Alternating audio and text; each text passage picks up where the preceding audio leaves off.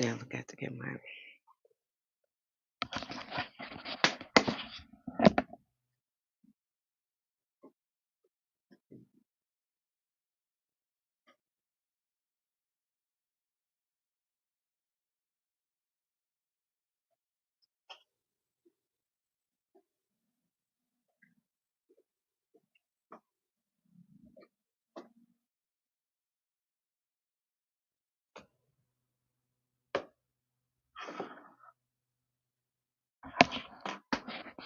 Hey, hey, hey, hey, homeschooler. How you doing, girl? How you doing? I took a day off. I had to do some altar work. It's hard to get here when you're a practitioner yourself and you're trying to do your own stuff and take care of yourself. So that's what I've been busy doing. Sorry, I have not been here. I have not posted on TikTok. It's so hard to keep up with social media when I got my own stuff going. Can you hear me?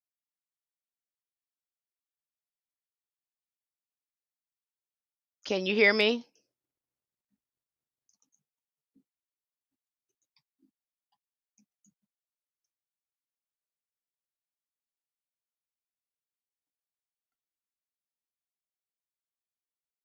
Oh, so are you enjoying Patreon? Hello, hello, Sydney, Sydney. Hello, hello. Okay, good. Okay, so much of stuff is going on Patreon. We're just moving right along, and then trying to keep everybody else in the loop. Hello, Doug. Trying to keep everybody else in the loop and make sure everyone is getting what they need. How you doing, Sydney? Just making sure everyone get what they need over there. Thank you so much. I'm glad you are getting what you need over there, the homeschooler. I'm so glad. I got my YouTube family up here too. Hello, Corey Yaman. Hello, Kimio. Hello, hello, Kimmy. Hello, hello, hello, hello, everyone. Hello, hello, hello. I'm sorry, I was not here yesterday. Again, I had to do my own rituals and work on my own stuff. So I have to pull away from here sometime and stick to the purpose. I'm not an influencer. Uh, I'm not a performer, uh, but I try my best to keep up. I just try my best to keep up, and my purpose is to come here and to reach out to anyone who is wanting to learn the spiritual science of hoodoo, and that's where we get down to the bottom of over there. And we've posted so much stuff. I think we've covered Solomonic magic, and we're probably going through it again. I'm posting an audio book over there again to give you guys more clarity, and then you really learn how to work with the sixth and seventh book of Moses in your workings. Again, I don't hear a lot of practitioners talk about this. I hear about the spells and everyone giving you all sorts of remedies. But like I said, hoodoo is a science. So when spells and things don't work, what do you do? What do you do when someone gave you something and it didn't work? What do you do then? What do you do? Well, it seemed to have a counter effect. I had some girl on her TikTok said she did the cinnamon spell and she got evicted out of her house and everything. I said, "Oh, she probably need to do a cleansing." See how you share stuff on here, and you don't have the spiritual hygiene, but you want to go in there and hurry up and do a spell and do some work, but you ain't did no cleansing work. You don't know what you got on you. You know, like I said, it's a hit and miss with people. It might work just fine for them, but if you got something stuck on you, if you you don't know the spiritual science of hoodoo, you might feel like you did something wrong, but you didn't do anything wrong. You just don't know the spiritual science. We're just grabbing everything that worked for other people. Hello, hello, Teresa Brooks. Uh, we're just grabbing things and thinking it's going to work for us, and when we don't understand the spiritual science of hoodoo. So we break that all the way down over there on Patreon. So it is a science to this. You could reach and do that spell if you wanted to. Yeah, you could. But is it going to work? Did you put in any work? Are you spiritually clean enough to do the work? Do you have any blocks that's going on? See, that's gonna be the main thing. Hi, Sean Lazarus. See, that's gonna be the main thing. Again, we're getting bits and pieces of information, and we don't know the spiritual sciences of hoodoo. Our ancestors just didn't reach out and do no spell hunt. They made sure they was clean first. They made sure they did a reading first. They made sure they was gonna get support first before they even struck out and started doing any work. Contrary to what you see here on social media, people sharing so many beautiful things here, but they not sharing. They not giving you the work that you need to do to be successful. And that's what we do over there on Patreon. We teach you the importance of your spiritual bath, spiritual hygiene, how to go in there and do that work. And you do your own stuff. I don't tell you what to do. I might share some things with you. It's up to you to do it, do it the way you want to do it. But the thing is having structure in our working. No magic is more powerful than your magic.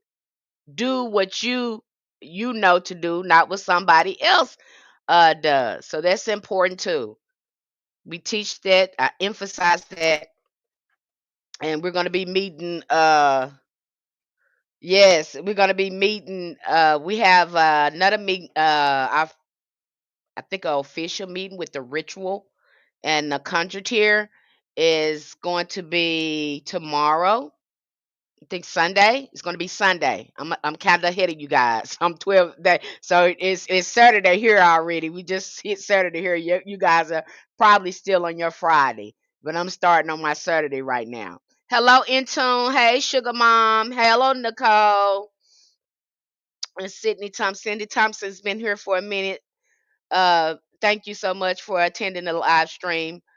But again, we teach you the science, and I don't hear a lot of people talk about Solomonic magic.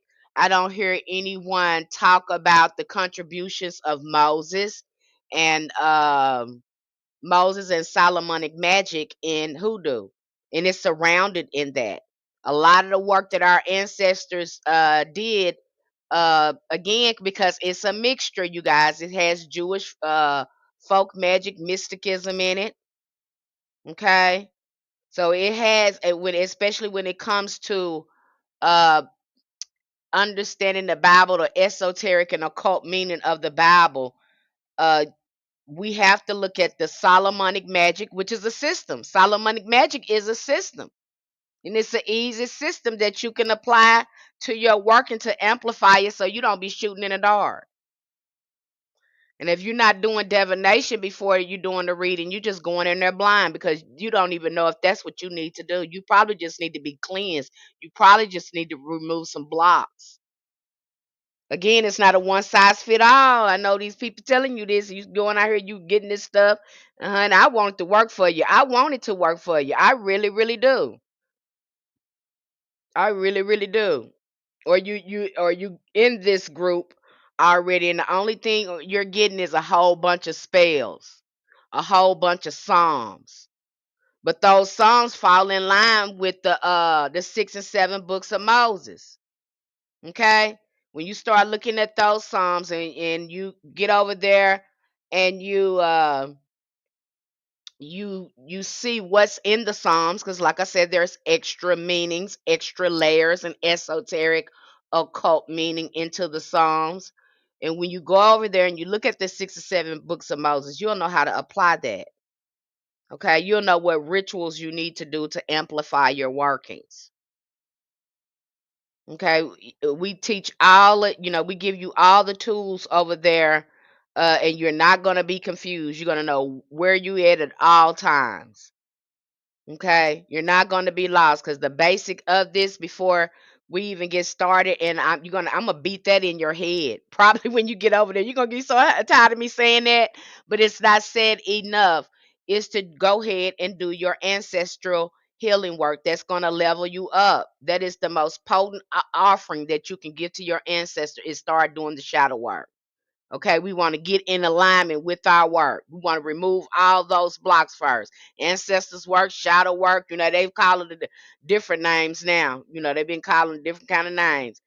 Okay, this is totally different from New Age.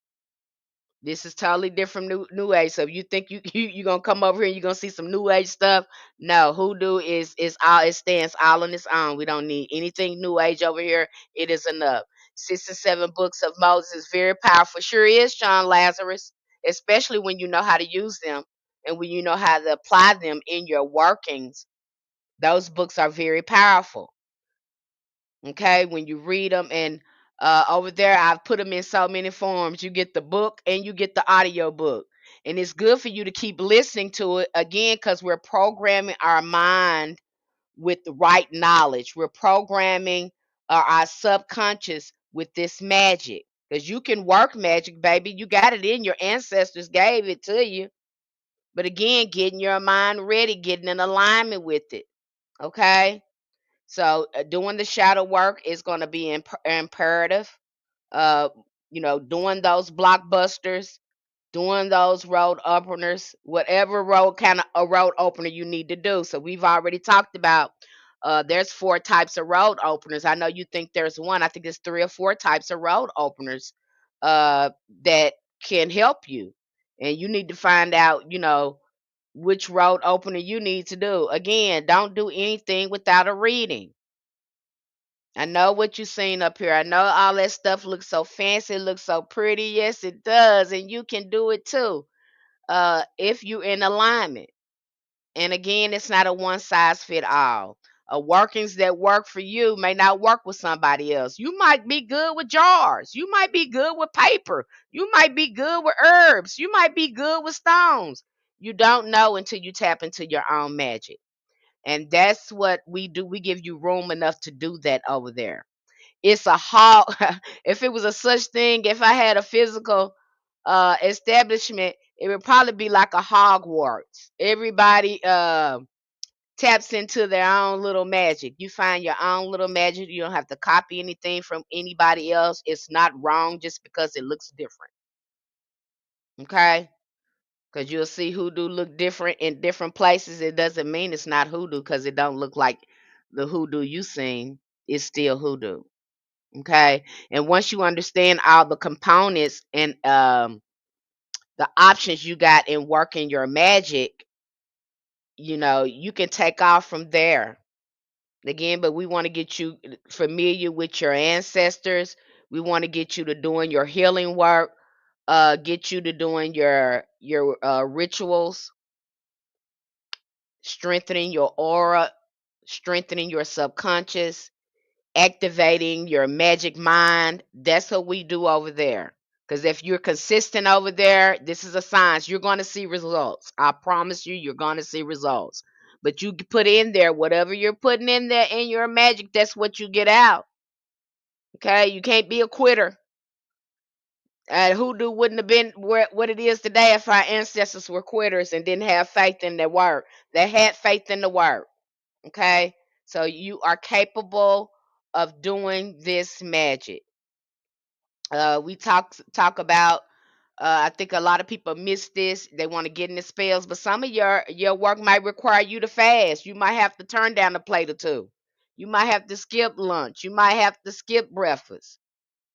Okay, to bring some power and clarity to your work. Again, making sure your intentions are clear.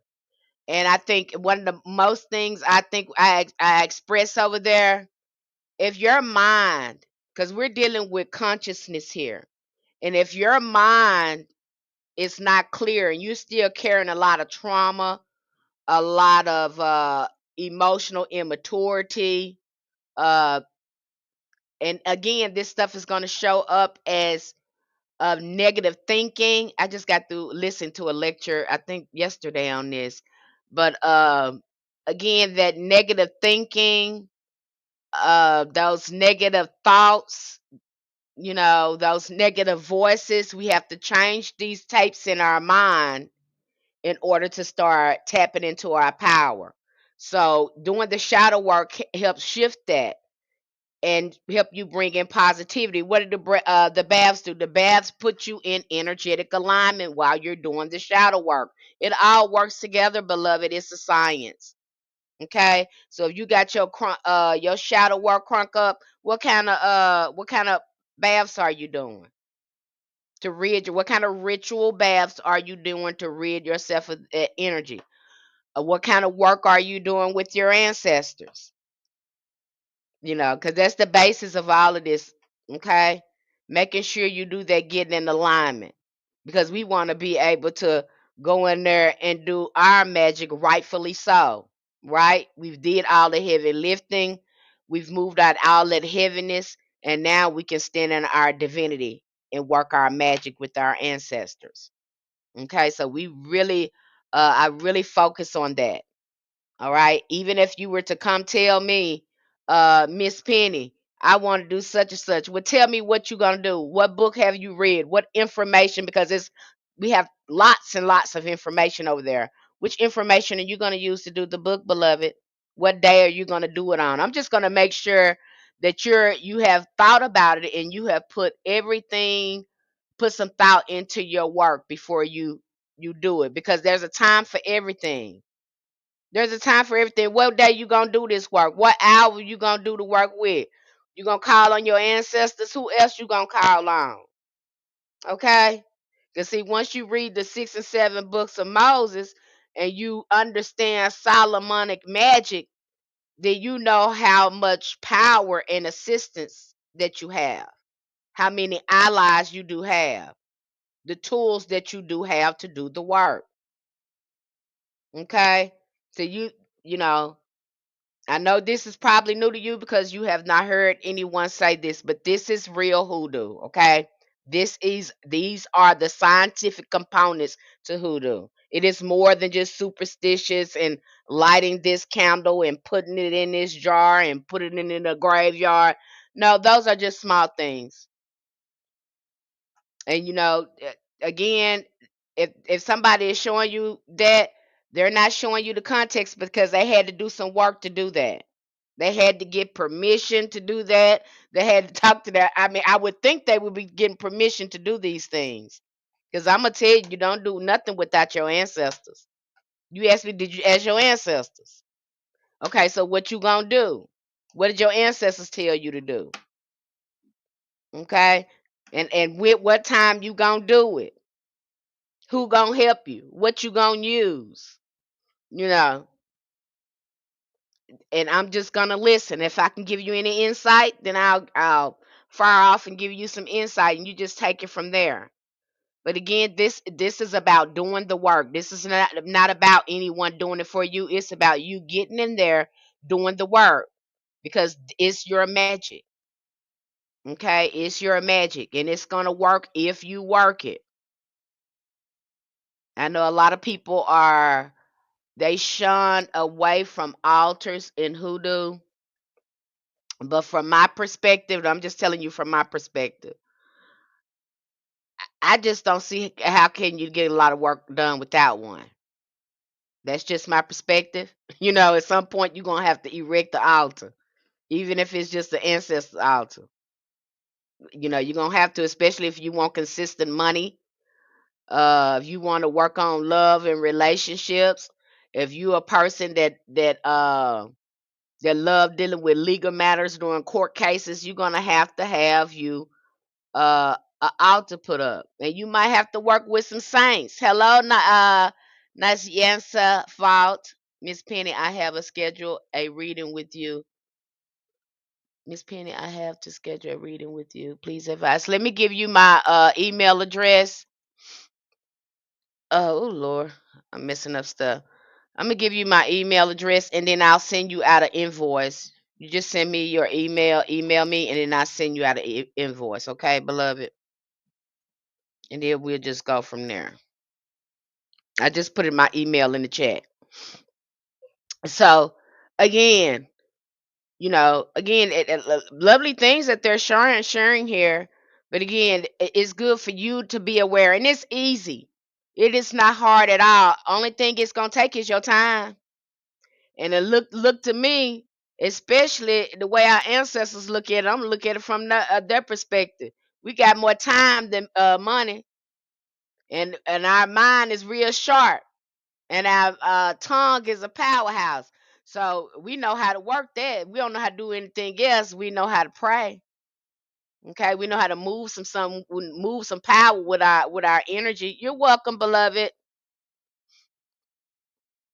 You know how to move something. So what is that? But see, I know a lot of us, we don't want to spend no time. We want to do some drive by. Let's get this, and let's run with this. Let's move. We got this, and we just gonna move with it. That's not always the case, beloved. Okay, it just doesn't work like that. Okay, and I want you to know the spiritual science is everything is over there reasonable at a reasonable price. Um, and you will learn. Okay, there is no gatekeeping or anything over there. Matter of fact, we're getting ready to drop another lecture. I think was this Coley Cole? I think he was talking about numbers, and we're just ready to jump into numbers again and the mansions of the moon. And that's really good to know, because our ancestors, they went by a 28-day calendar, which is a moon calendar, and a lot of their work was attuned with that moon. Okay, and so you'll see that in the almanac, and I'm getting ready to drop another lecture to really break down the mansions of the moon. Okay, and you get to see the zodiac from a moon perspective, yeah, a lunar perspective. Let me say that, from a lunar perspective. And in your work, it looks, it just brings in more insight. You just be like, dang, I can do it like that. Yes, you can do it like that as well. Okay, so we're gonna break all that stuff down. You won't be wondering about anything, when to do something, what time to do something. And I'm really concerned about, uh, when I see people sharing this stuff, which I know Hoodoo is closed. I know Hoodoo is closed, but not saying, hey y'all, I had to put in some work to get this done. I'm showing you this part, but there's other moving components here. And so when I don't hear that, I'm just like, I know it's closed, but are you gonna tell them that it's other stuff that needs to be done before you get there, and that there's disclaimers with doing this work? Because there's disclaimers with doing magic. There's disclaimers. Hello, Anadon. Hello, users 866 and James and the real beautiful and Adriana, Lena May, Dominique Bush, Bonnie Giselle, Allure for my B. Hello, Miss Honey B77. Hello, everyone on the live. All my beautiful people. In a physical world, what does it actually look like when the ancestors getting messages to you? Oh, baby, they can reach you from anywhere, anytime, through anybody, honey. It might look like, depending on where you at. If you out in nature, they might show you signs through an animal. You might see a specific animal that just, jumps out at you, that gets your attention. You might be passing someone, having a conversation that you were just talking to the ancestors about.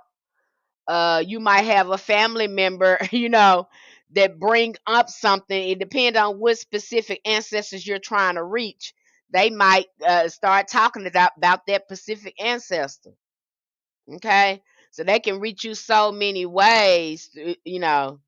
I can just go on and on with them, honey, because they know how to show up and show out. You think the angels show up and show out? Them ancestors, they would show up and show out. It'll happen so fast. It'll be jaw dropping when it happens.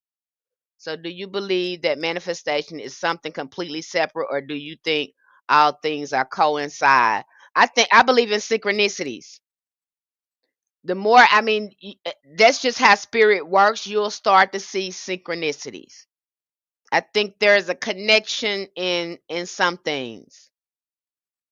Okay, I believe in synchronicities because that's usually. when you start working with the spiritual realm, you'll just start seeing these little crumbs of synchronicity kind of telling you where you can go. Now, I know a lot of people are getting into this manifesting, in the metaphysical community. They want to, go just really focus on manifest. Again, this is new age stuff, just like they go with this love and light stuff. It's just not realistic. Okay. Love and light stuff ain't realistic. Some of this new age stuff that they bring up, uh, especially the way they're trying to package it, you know, I think we should be real careful when it comes to that type of thing. Okay. You know, I just have complex feelings about that. What's going on? Not now. What is that? I was trying to get to see if there was any more. Hello, Anadonna. Run, girl. Manifesting, but you got to do the work. Yes, Miss Penny. Let them know. You have to do the work. So I know of people, they want things to, they want to keep thinking that they can manifest something. And then it might work for some people. I'm not saying that it don't work for some people. But at some point, they are having to do the work too to get an alignment with that manifestation. Kind of the same kind of thing with hoodoo. You got some people that make these what they call vision boards, and they will put them on their altar when they're trying to do manifesting. I see nothing wrong with that. But again, what workings do you have in line to manifest that? Again, break it down. Break it down. And that's the way I know how to do it in hoodoo. What do I want to manifest? One thing at a time. Again, breaking down those manifestations, coming up with the workings that's going to help you reach each manifestation, the things that you're trying to manifest, and getting in alignment with them. Okay? And they say manifesting, but at some point they're doing some type of work to get in alignment with the manifestation. The same thing over here in hoodoo. We're doing the moving out the trauma. We are doing the shadow work over here. We're doing the ancestors work because we are consistent. Consistency is too. Let me get on that, honey. Because consistency is the thing. Now you think you can get over here and you can treat these spirits any kind of old way, and you can just leave that altar sitting up looking crazy and stuff. No, ma'am, press ham. Okay, you got to get over there. You got to be consistent. Okay, like I said, with whatever time you invest in there, that's what you're gonna get out. Okay, and what we're trying to do is we're trying to make peace and make friends and develop relationship with these unseen entities or spirits, our ancestors. So we have to be consistent, appease them, let them know what's going on with us. Not just going there asking for something, but going there having a conversation with your ancestors, let them know what's going on, like you would get on your phone and gossip with your friend or whatever. The same thing you would do with your ancestors. You would tell them what's going on with you. You would let, and even when you don't feel good, that's the best time to go. When you feel like crap, when you feel depressed, when you feel sad, that's when you need to go. Don't wait till you feel good. That's the reason why you got this relationship with your ancestors. Okay, so they can help you shift your energy. And you will start seeing these shifts. Once you start doing it, you be like, dang, I'm kind of glad I did that because I feel better now. Okay. Again, we're learning how to shift that energy. Even going when we don't feel good. That's how we are learning to manage our energy as well, and to be more sensitive to energy. And the main thing too, when you're getting your mind together. See, a lot of people ain't got their mind together. They want to jump in here and hoodoo and put people in pots and jars and shit. I'm sorry. I'm sorry. Let me rephrase that. A lot of people want to get over here and put people in pots and pans and stuff like that. That really you need to have your mind together, because this is how most of these spirits are going to be connecting with you, with putting images in your mind, thoughts in your mind. If your mind is clouded with a whole bunch of bull crap, then you gonna miss it. Okay? You're gonna miss the message because you got too much stuff that's blocking you manifesting, but you got to do the work. Yes. Oh, tell it like it is. Katina said, "Tell it like it is." I mean, but you have to do. Again, I can't stress that so much. I see some people out here, like the little girl on here, and I don't even want to mention the little girl name, but the child that got into it, she stay into it with these other witches and other practitioners on TikTok, honey. And that child just need to get somewhere and do some shadow work. You just need to get somewhere and be quiet and sit down. Your ancestors ain't told you to go out there and be raggedy like that. They don't want you representing that. You're supposed to be the very apple of your ancestors' eye. You out here acting raggedy like that. No, baby, they don't want that for you. And see, a lot of these young folks, you can't sit them down and tell them nothing because they think they know, but ain't lived nothing. You ain't lived nothing. And I'm almost 53. You ain't been through nothing. Some of y'all, some of them ain't wise. Just because you can do it, don't mean you should be doing it. Okay, especially when you're not doing the work, baby. You ain't healing. You coming out here raggedy. You going back and forth with people. Say what you mean. Get off of here. Don't keep going back and forth and threatening to do this with the candle and all this other stuff because that's not it. Okay, you got some people out here. Uh, you got some people out here. They ain't ready. You know, and I'm afraid. Some of these young folks they think they know, so you can't tell them nothing. You can't tell them nothing.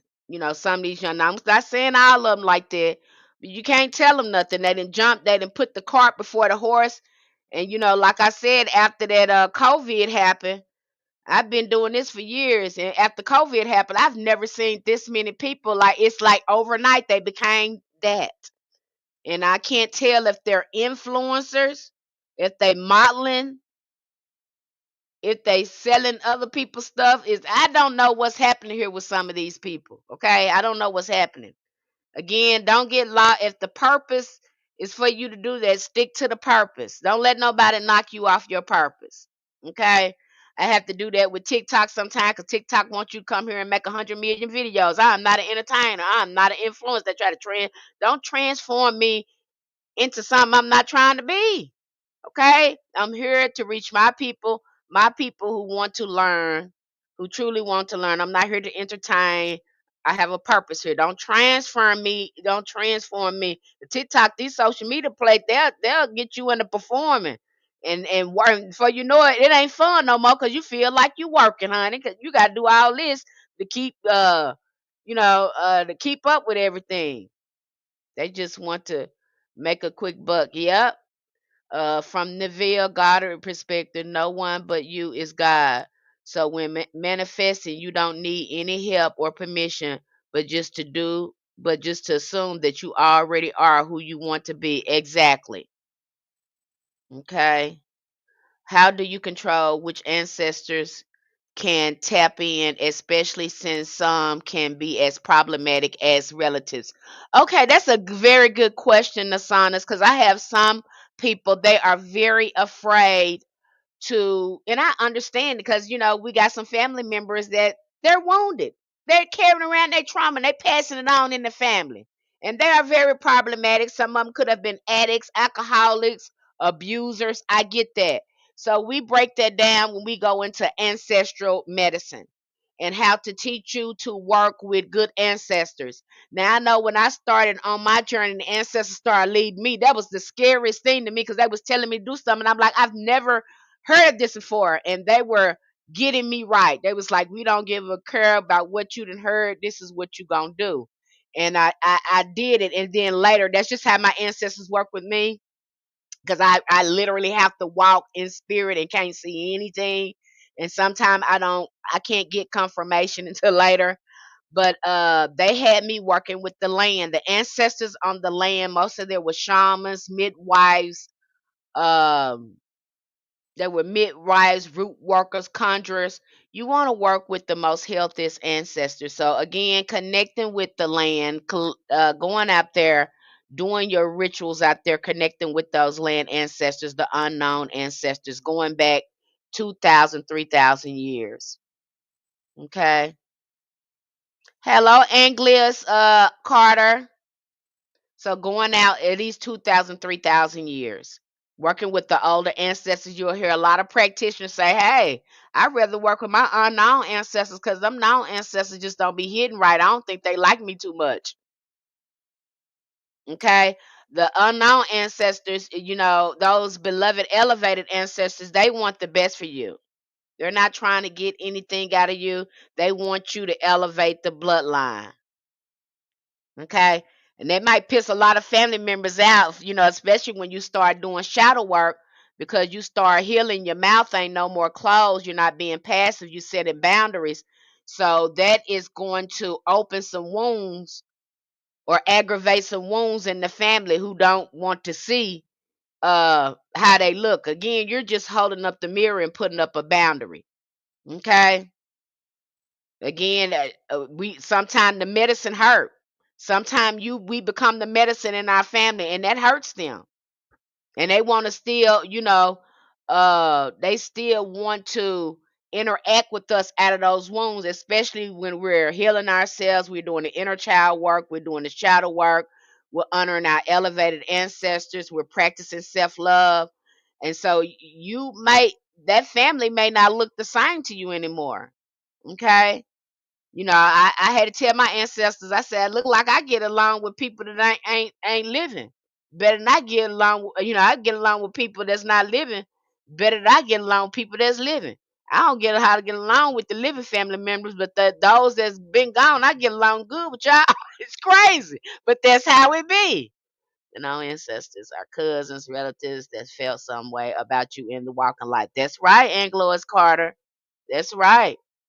And so if they felt it, if they was shady and grimy, you know, when they was in this life, now you do have some ancestors now, that they was in that life, like I got an uncle, and I told you he was a conjure man. Now I know if I needed to do some work and I needed him to get after somebody, I would probably particularly call on that family member because I know he gonna put in that work. I know he about that life. So you got some ancestors that like that, that's on their frequency when you want them to go in and do some gutter stuff, then those ancestors come in handy. And they like strong liquor. All you gotta do is give them some strong liquor and talk to them and they'll get it done for you. So again, being very picky about what you want in your ancestral garden, because you get a chance to pick out the weeds and get a chance to plant some healthy seeds in there, seeds that work for you. And then you have ancestors too that and I know a lot of people think ancestors is just family. No, beloved, it's not. It's not. It goes so much bigger than that. You got spiritual ancestors. You got star ancestors where your soul comes from, where your soul originated from. It gets so vast. To say you're a singer, you might have ancestors that adopt you because you're a singer. So now, because you're a singer, they like, I like you. We're gonna mentor you. We're gonna be sending you inspiration and working with you. And because that you're a singer, say somebody like Aretha Franklin, you know, you're a singer and she adopts you. Now she wants to become your spiritual, your spiritual ancestor. So again, it just goes out and out and out. It's not just in one thing. And once you start reading it, because we really break it down over there, especially when I do the lecture and book review, to help you understand the vastness of ancestors. It goes beyond your family. I know what you've been told, but it goes so much wider than that. And I really tell people to pause at putting family members on your altar until you start doing your shadow work so you can choose who you want to venerate. Do the unknown first before you start putting family members on there, because then you go up there and start doing shadow work and you find out you don't know. Sometimes you don't know abuse. Sometimes you don't know you being abused until you start doing the shadow work and you be like, damn, they was abusing me and I'm just not realizing it. Okay. And that happens. Listen, I got a male ancestor that is about that life. We call him Double Dutch because he stay ready. Now you know Aretha don't like nobody. Yeah, she probably don't like nobody. But I just had to use her for an example. She probably don't like nobody because she sure act like she didn't like nobody. I don't know. That one was something else, honey. She was something else. And so you do got those ancestors that come in again, they come in handy. And I like to call them, I don't know why, but they feel much like the Getty spirits in voodoo.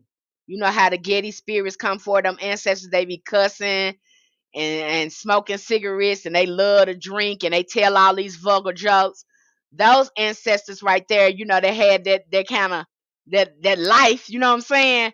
And when you think of the Getty in the laws, that's what they kind of remind you of. Those ancestors that you know they're putting their work. You don't even want to play with them like that. They done live their life, you know. So when I think about my Uncle Cleotis, I think about the Getty. You know what I'm saying? And that's what comes up for me. So again, we want to be very choosy about how we choose our ancestors because you get a chance to choose that.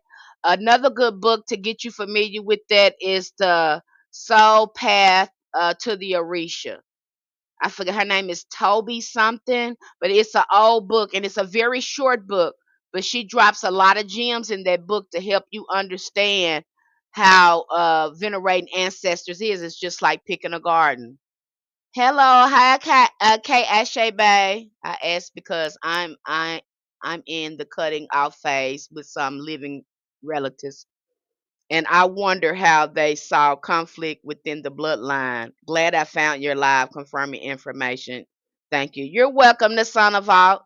So again, you get to choose, just like you get to choose the family members you want to deal with, the relatives you got to deal with, honey. You get to choose. You get to choose now. Okay, you get to choose your soul family, and you get to choose the relatives that you choose to have in your ancestral veneration. Okay, and you can, if it's one you don't want to talk to, and you could tell them, hey, I don't look, hey, I don't want to talk to you. I won't do anything for you. You know, I just don't do anything for you. You can do that. Okay, you absolutely have the ball is in your corner, and just like you're setting those spiritual boundaries.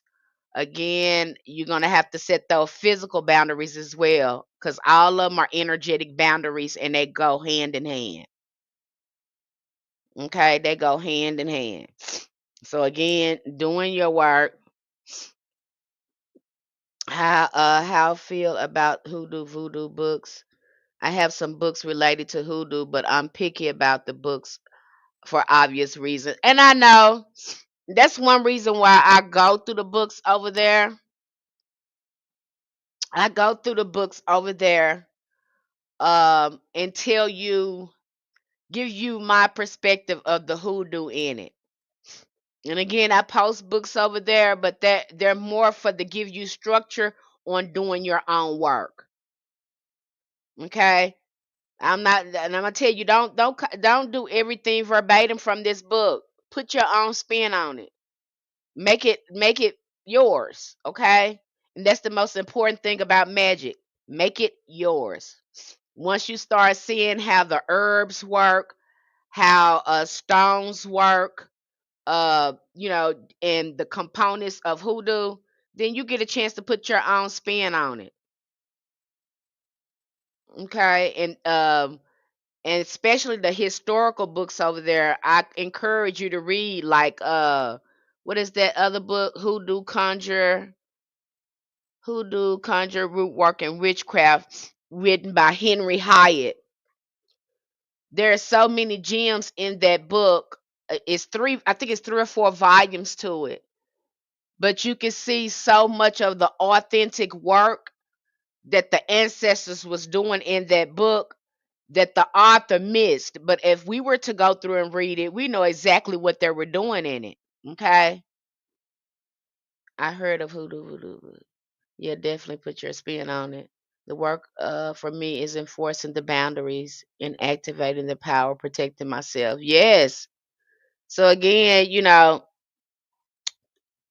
protecting yourselves, not being afraid to set a boundary vocally, you know, going which that gets further when you go into spiritual coaching with me. But again, going some family members you have to go no contact with.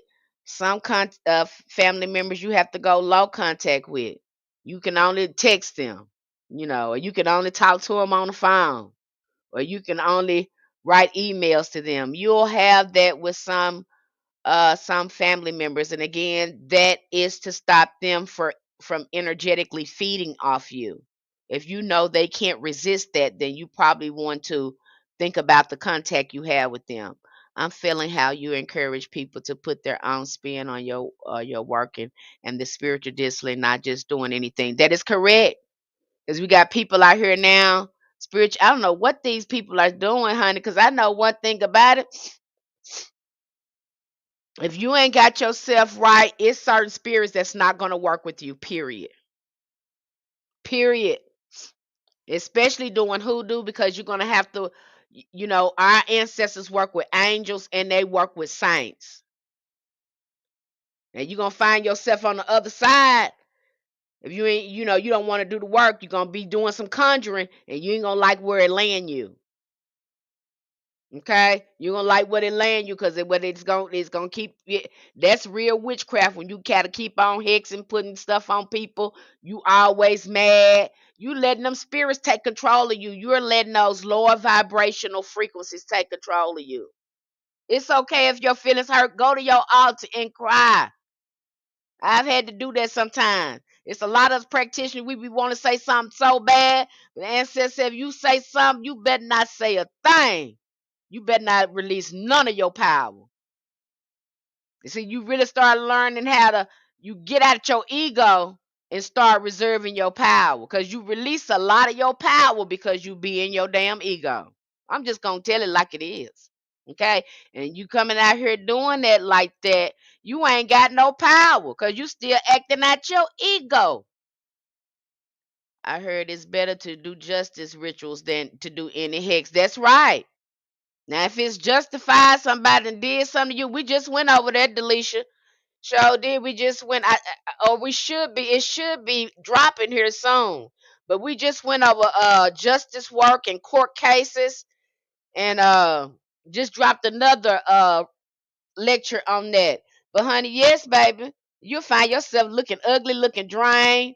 Them spirits and got a hold of you because you sitting up there messing with that. And even when you do justice work, there's a way you got to approach that, doing your spiritual battle. You got to get yourself in alignment. And then when you get done with that with that, you got to again take another spiritual bath. I don't know how many days you're gonna take it, depending on what you've done, and get yourself back in alignment and ask for forgiveness and compassion. Okay? You still got to do, you can't just be out here ragged. I don't know what's going on out here. Some of these folks, I'd be like, oh, no. My ancestors would hit me in my damn mouth. He said some of these folks, I was like, oh, hell no, I don't even want to think about that. My ancestors would sit my ass down so fast. No, let me sit down and be quiet. A lot of what you be doing is shutting up. I'm telling you right now. You're gonna be wanting to say stuff so bad, but I'm telling you, I have not said anything and seen people do stuff to me and go to that ancestor altar and cry, baby, cry, be feelings be so hurt, and tell them why I feel like my feelings was hurt. But if that person didn't mean it like that, please show me. Please show me. And honey, this one guy did me like that, and honey, I went to my altar. He was really talking. I didn't even know what to say. He was triggering me, but I was thinking to myself, if I say something, I'm gonna come out of a bag on this boy. So I just better smile and not say anything.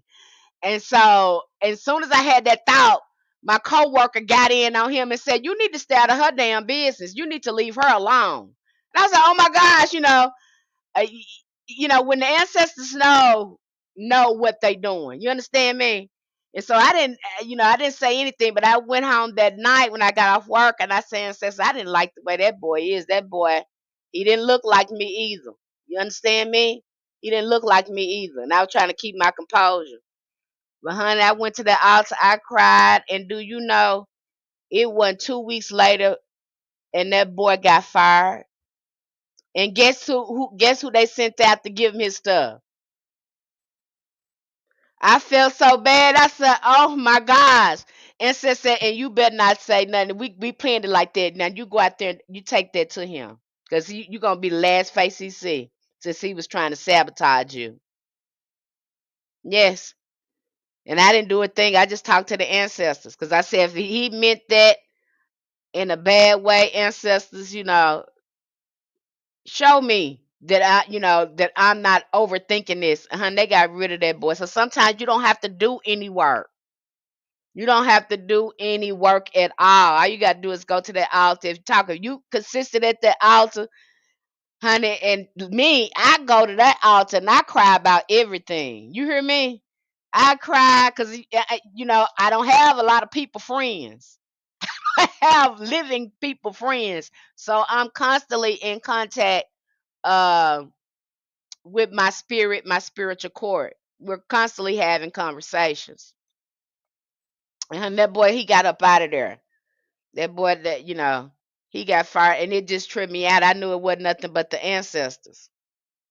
I knew it was nothing but the ancestors with all the things that was surrounding it. So you don't have to always put a hex on anybody because if they're already if their aura is already weak, because there's a lot of people running out here with weak auras and they raggedy and they want to be starting something. And it's easy if they ain't got no spiritual shield on them, then anything can get a hold of them. See, that's why some people need to be out, need to stop coming out here raggedy because you don't know who protecting people. I don't care about your titles, your names, and nothing else. I don't care how pretty the most passive people you see be high ranking in the spiritual realm. You best believe that they ain't fancy. They ain't got on a whole bunch of this and a whole bunch of that. They ain't got no fancy title on their name. But baby, they high ranking in the spiritual realm. You won't leave them people alone. Especially if they shutting their mouth and they ain't saying nothing to you. You want to shut your mouth. Especially if that practitioner that ain't saying nothing. Oh, baby, they know exactly what's going on. You need to be wary of people that know how to close their damn mouth. That don't say nothing bad. Oh, you need to be wary of that. You best believe they probably at that altar telling everything. You understand me? So you want to be careful out here where you out here judging people. You out here judging people and the whole time they more spiritually covered than you. They more high ranking in the spirit than you. And you don't see me keep my mouth shut because I don't know. You know what I'm saying? You learn to keep your mouth shut and it puts power in your work too. So when you do open your mouth, it's gonna move. The ancestors gonna hear you. Cause you wasn't raggedy and you clean, especially when you clean and they know they baby ain't did nothing to you, and they know they baby been minding their own business, been doing their work and been they been talking to their baby every week, and they baby been putting water and food on the altar, and they baby don't bother nobody. All them ancestors gonna get in their ass. You understand me? You don't have to do nothing. If you consistent on that altar, you don't have to worry about doing no hex or nobody. All you gotta do is keep your mouth closed. And then you got some people, the ancestors, your spirits tell you don't say nothing because they going through something right now. I had a supervisor like that. And that supervisor made me so mad. I got on that altar. I told them ancestors, I said, honey, I'm about to stretch this woman out wide. I'm so sick of this dang on woman. I'm tired of her. And the ancestors, don't do nothing to her. You pray for that woman. That woman need to get out of that job. They overworking that woman. That woman is miserable. Don't you do nothing to that woman. Pray for that woman. We want you to pray for that woman. We want you to pray for her a couple of days. Every time you think about it, you pray for her. You read a Psalms or something. But don't you do nothing to that woman. And honey, it was like I kept praying for her. I think I prayed for her about 2 weeks. Put her name on the altar. Prayed for about a week. I prayed for her. Within 2 weeks, that girl was gone. She had found her another job. She was so happy. She had. I said, "Oh my God, ancestors don't lie." And here I was wanting to do something to her because she's making me upset, but she was really, getting on everybody else's nerves because she was miserable. And really, she needed somebody praying for her. She needed some intercession on the spiritual side for her. So sometimes, it just works like that, beloved. It just works like that. No, sometimes everybody don't need no work on it. Sometimes people need pray. They need to be prayed for. They need that somebody praying for them because somebody ain't praying for them.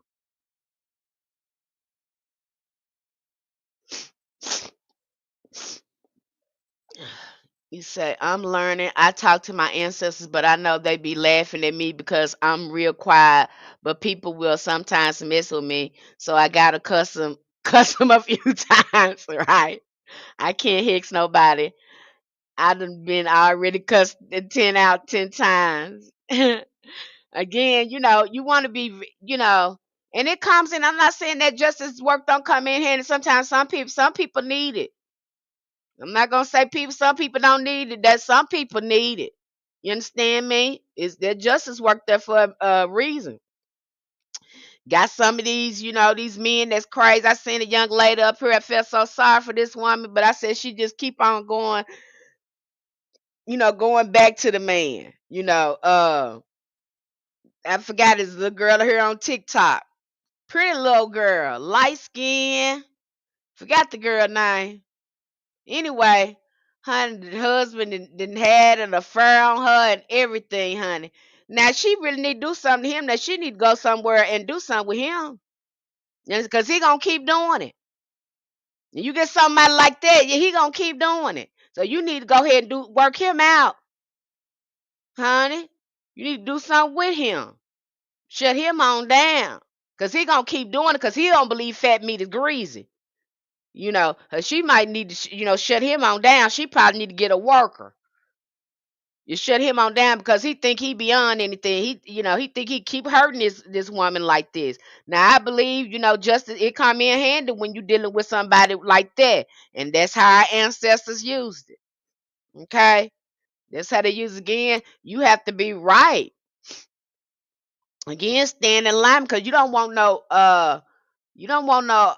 crazy altar where anytime you get mad and out of your emotions, you up there doing some type of magic on somebody because you mad at somebody. How you know that ain't a wound that you need to work on? And I had my ancestors tell me, you know how your mouth is, right? You know how you be saying stuff, right? I be like, yeah, yeah. We got that problem, right? And I'm like, yeah, yeah, yeah. You're right. You're right. You're right. You're right. They'll check me. I'm okay with that. I'm okay with that. Learn how to check yourself so when you know, if someone else politely do it again, it can keep you in alignment with yourself. Some people just ego. I can do this. I can do that. I can call on this, and I can do that. You can't do nothing. You gonna sit yourself down somewhere, baby. You gonna get yourself in trouble working at your ego. And see, it's I think a lot of this too comes with experience when you get on your hoodoo journey and you start seeing things, especially learning the stories of your mothers, your fathers, and how they got their traumas and things like this. It'll have you to keep your mouth shut, and you'll start seeing. You'll be able to see other things in people that you couldn't see at first. Once you start doing your work, you won't be so judging of people. You understand me? You'll keep your mouth shut. And that's what we want. We want to keep our mouth shut. We don't want our work to be tainted. We don't want nobody energetically pulling on us like the young lady here. She get into it with everybody. And I'm starting to believe now, honey, this girl is you harvesting these people energy to get some type of reaction out of them. So, because why would you keep doing the same thing over and over again up here and getting into it with people? You're getting some type of energy out of that. That's how you're doing, whatever you're doing. Because you can't be, again, you got to really wonder. You got to wonder about that when you got a practitioner is. into it with everybody, or they're trying to uh what I gatekeep everybody. I see that too. I see that with a lot of initiates up here. I just going down my timeline. Oh, you can't do this with the Orisha if you ain't initiated. Only Lakumi, only it sound only Lakumi, uh Palo Santo, Ifa can mess with the Orisha. Are you serious? Serious? All of these religions and all of these have in common is all of y'all got your own traditions with the Orishas. You don't own the Orishas. I mean, did the Orishas told you that you own them? They told you once they go in y'all religion, y'all own them. I seen that. I don't know what this. Now I ain't see your comment about the Conjure TV show. Hold on, y'all. Let me give me a tissue. Hold on.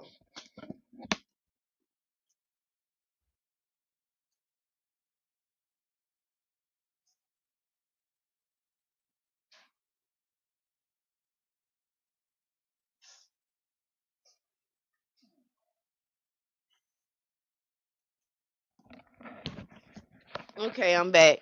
Nah, I don't know what to feel about that Conjure show. I just don't know what to feel about that.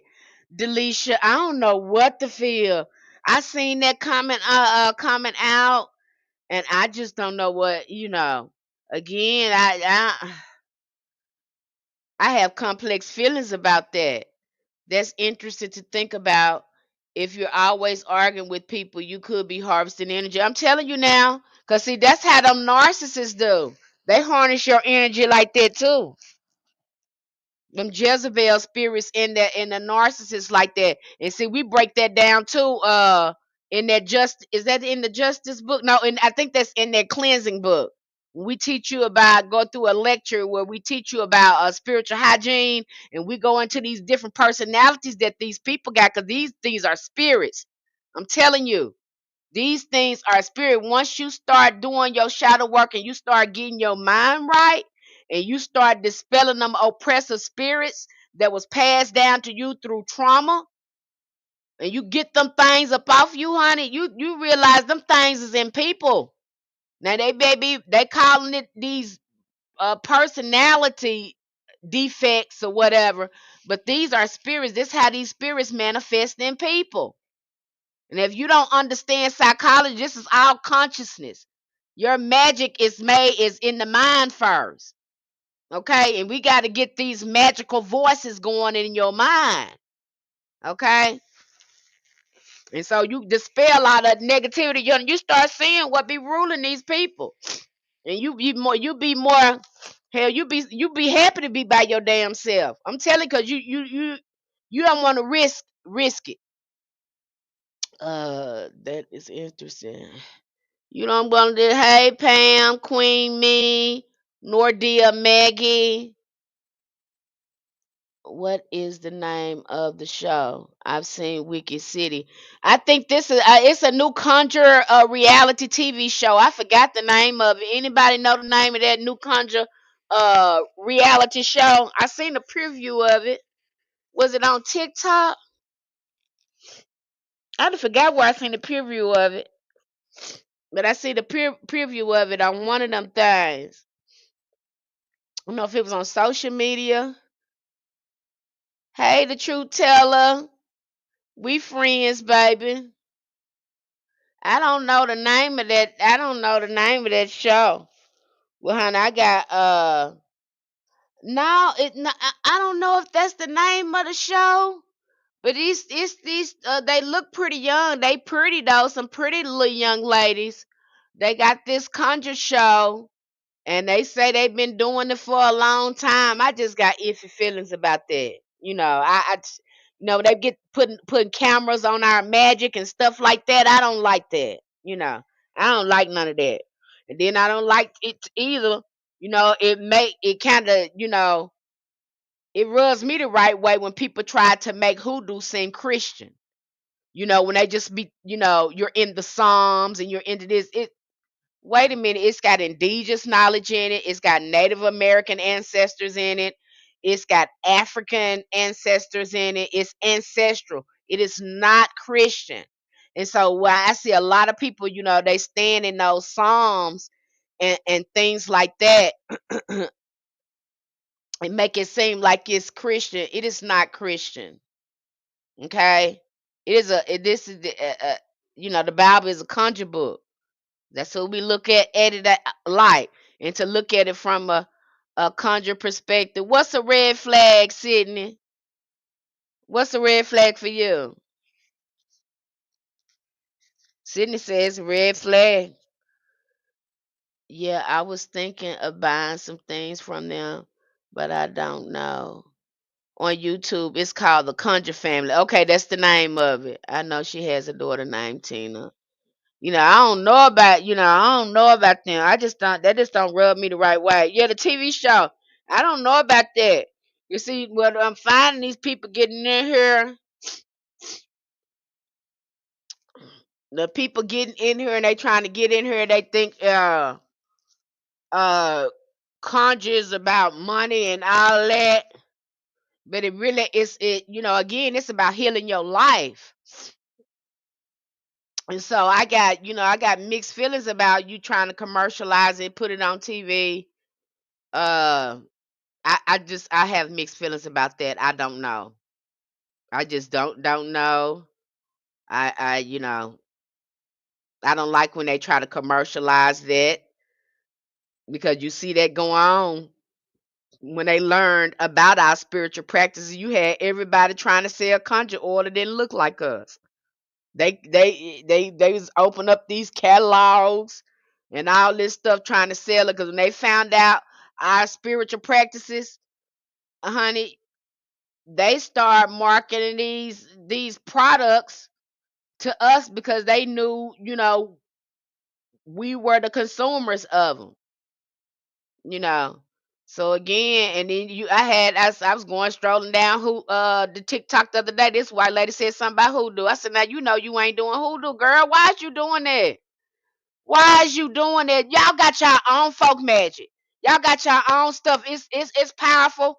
Y'all got European magic. You got Solomonic magic. You got your own ancestors. Y'all got your own stuff. I don't know why you want to come over here. I just don't understand it. How do I get about finding a worker? How do I go about finding a worker? Um, Again, I would be led by my ancestors. That's the only thing I can tell you. Is to be led by your ancestors. Make sure you've been watching that person and they live that life. You got some people out here saying hoodoo is a way of life. You can't, what other folks do, you can't do. You understand me? Because again, you have to be in alignment with your work. You can't be raggedy going to that altar. You understand me? So when other people, they can do some thing, but you can't do it. I used to be so mad at the ancestors about that. I'd be like, why the hell they can get away with that? As soon as I do it, I do that, I get in trouble because you know better. You understand me? See, when you know better, you can't do what other people do. Ignorant, like they say, ignorance is bliss. When you can get away with a lot of stuff when you don't know. When you don't know, seem like you just covered. You just covered. You covered in prayer. But once you know, it's certain things you can't do. Okay, so again, look at their life, how they live in their life. How they live, because I tell anybody this is a way of life. It's certain things I can't get out there and do. I can't function properly if I'm not doing my spiritual hygiene and spiritual self-care. I can't show up for other people. This is a way of life for me. This ain't no, I don't perform right. Okay, because this is a way of life. It's immersed itself in my life. It seems odd to me if I don't do some sort of ritual or meditation throughout the day. If I haven't read anything, if I haven't fed my spirit, if I haven't talked to my ancestors or my spiritual core. Again, this is a way of life. This is not no fake flyby type of thing for me. And for some people, it's a trend for them. And so you see somebody who's been doing this 15, 20 years or longer, and you see that they're living their life like that, you know, they ain't caught up in the hype. all the trend, you know. And it's a lot of them on social media, but they not gonna be up here posting all these videos and influencing and selling all this stuff, and they just not gonna do it. That's just like a real reader is not gonna be up here doing no readings for no whole bunch of hours for free. They just ain't gonna do it. Okay, a real reader is not gonna do that. They're not gonna jump in your box and ask you, "Do you want to read?" They don't do. We don't do that. Okay, we just don't do it. Again, you'll see them by they walk. Are they living it? Are they speaking it? You know, you got a lot of people up here they got a fancy tongue. Tongue just be wagging. And that sounds so smooth coming out their lips, but they not. A lot of them ain't living their life. A lot of them not living their life. You ask me, you ask me if I have to choose a hoodoo worker. I want the hoodoo worker, the one that is about 70 years old. I want the one about 80 years old. Yeah. That's the one I want. She probably been in the church for about 30, 40 years, but she know how to work that altar, and she a prayer warrior. She know what she doing. That's what I want. That's what I want. I want somebody 70 years old. That's Lord. I want that. That's what I say. I want somebody old. I want somebody that's gonna tell me, child, sit down and hush and let me work this out. That's what I want, cause I know she know what she doing. You know what I'm saying? That's just me. I don't want nobody young that ain't got no experience, who ain't seen nothing, cause experience matter. Knowledge means nothing without experience. Experience is the teacher. Now you can read a book like the ancestors told me. You can read a book all day long. You reading about somebody's experience. We trying to teach you through experience. Stop relying on these books and go by your own experience.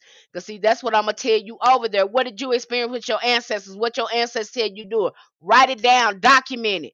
Because you might need to go back to that if it comes up again. Okay? 'Cause, I want somebody, I don't want no young head on me. I want somebody who been tempered. They know what they doing. They probably ain't gonna say much, and they gonna do exactly what they need to do, and they probably gonna tell me, "Child, hush your mouth, get somewhere and sit down and let me do this." And I would just sit down and hush, and listen and watch. Okay, that's what I would do. I wouldn't be doing nothing, nobody up here doing a whole bunch of huffing and puffing. We got a lady in Arkansas. Never, and then she's not on the internet. What's her name?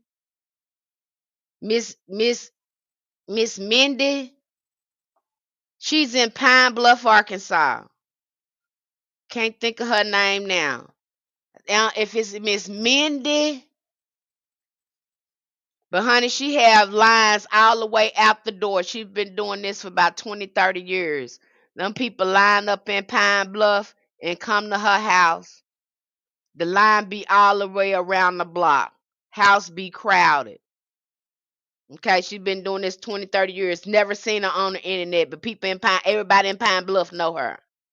Think her name is Miss Mindy, because I've had a lot of her clients to come to me and ask me was I some kin to her, because I guess we talk alike. And I said, no, I never heard of her. Uh Never been on the internet, but she's been doing this about 30 years. Okay. And she only take donations for all her readings. Now if you got something else going on, she'll do some work for you. But again, she be doing it all the time. Yes, she's in Pine Bluff, Arkansas. What is her name? Miss Mindy. You gonna be able to mention her name. Everybody know her. I've had a couple of her clients come to me. So again, a lot of them is not gonna be on the internet. Then a lot of them don't call themselves that. But I know, again, look how they live. There's certain things they ain't gonna be able to do. I mean, certain things they ain't gonna do. They're gonna give you a thorough. For they do anything, they're gonna do a reading and get a thorough investigation of what you got going on before they start working with you or on you. And it should be that way. If you got somebody that's just willing to do anything just because you got some money, I wouldn't trust that table. I wouldn't trust that table. I wouldn't trust that table. They doing it just because of money. They know they can do it. They can do it because of money. They ain't putting no thought into it to see if everything lined up right. Mm-mm. I'm in New York, but I travel often and I have no problem traveling. Okay, I'll look into it. Thank you. You're welcome. And so, and again, that she's not the only. I mean, they're all over the place, but a lot of our ancestors, they didn't call themselves that. You got some sitting up in the church right now, and they swear they ain't doing hoodoo, but they doing hoodoo. But they don't call it that. Again, you know, this is a newer term too that we're using.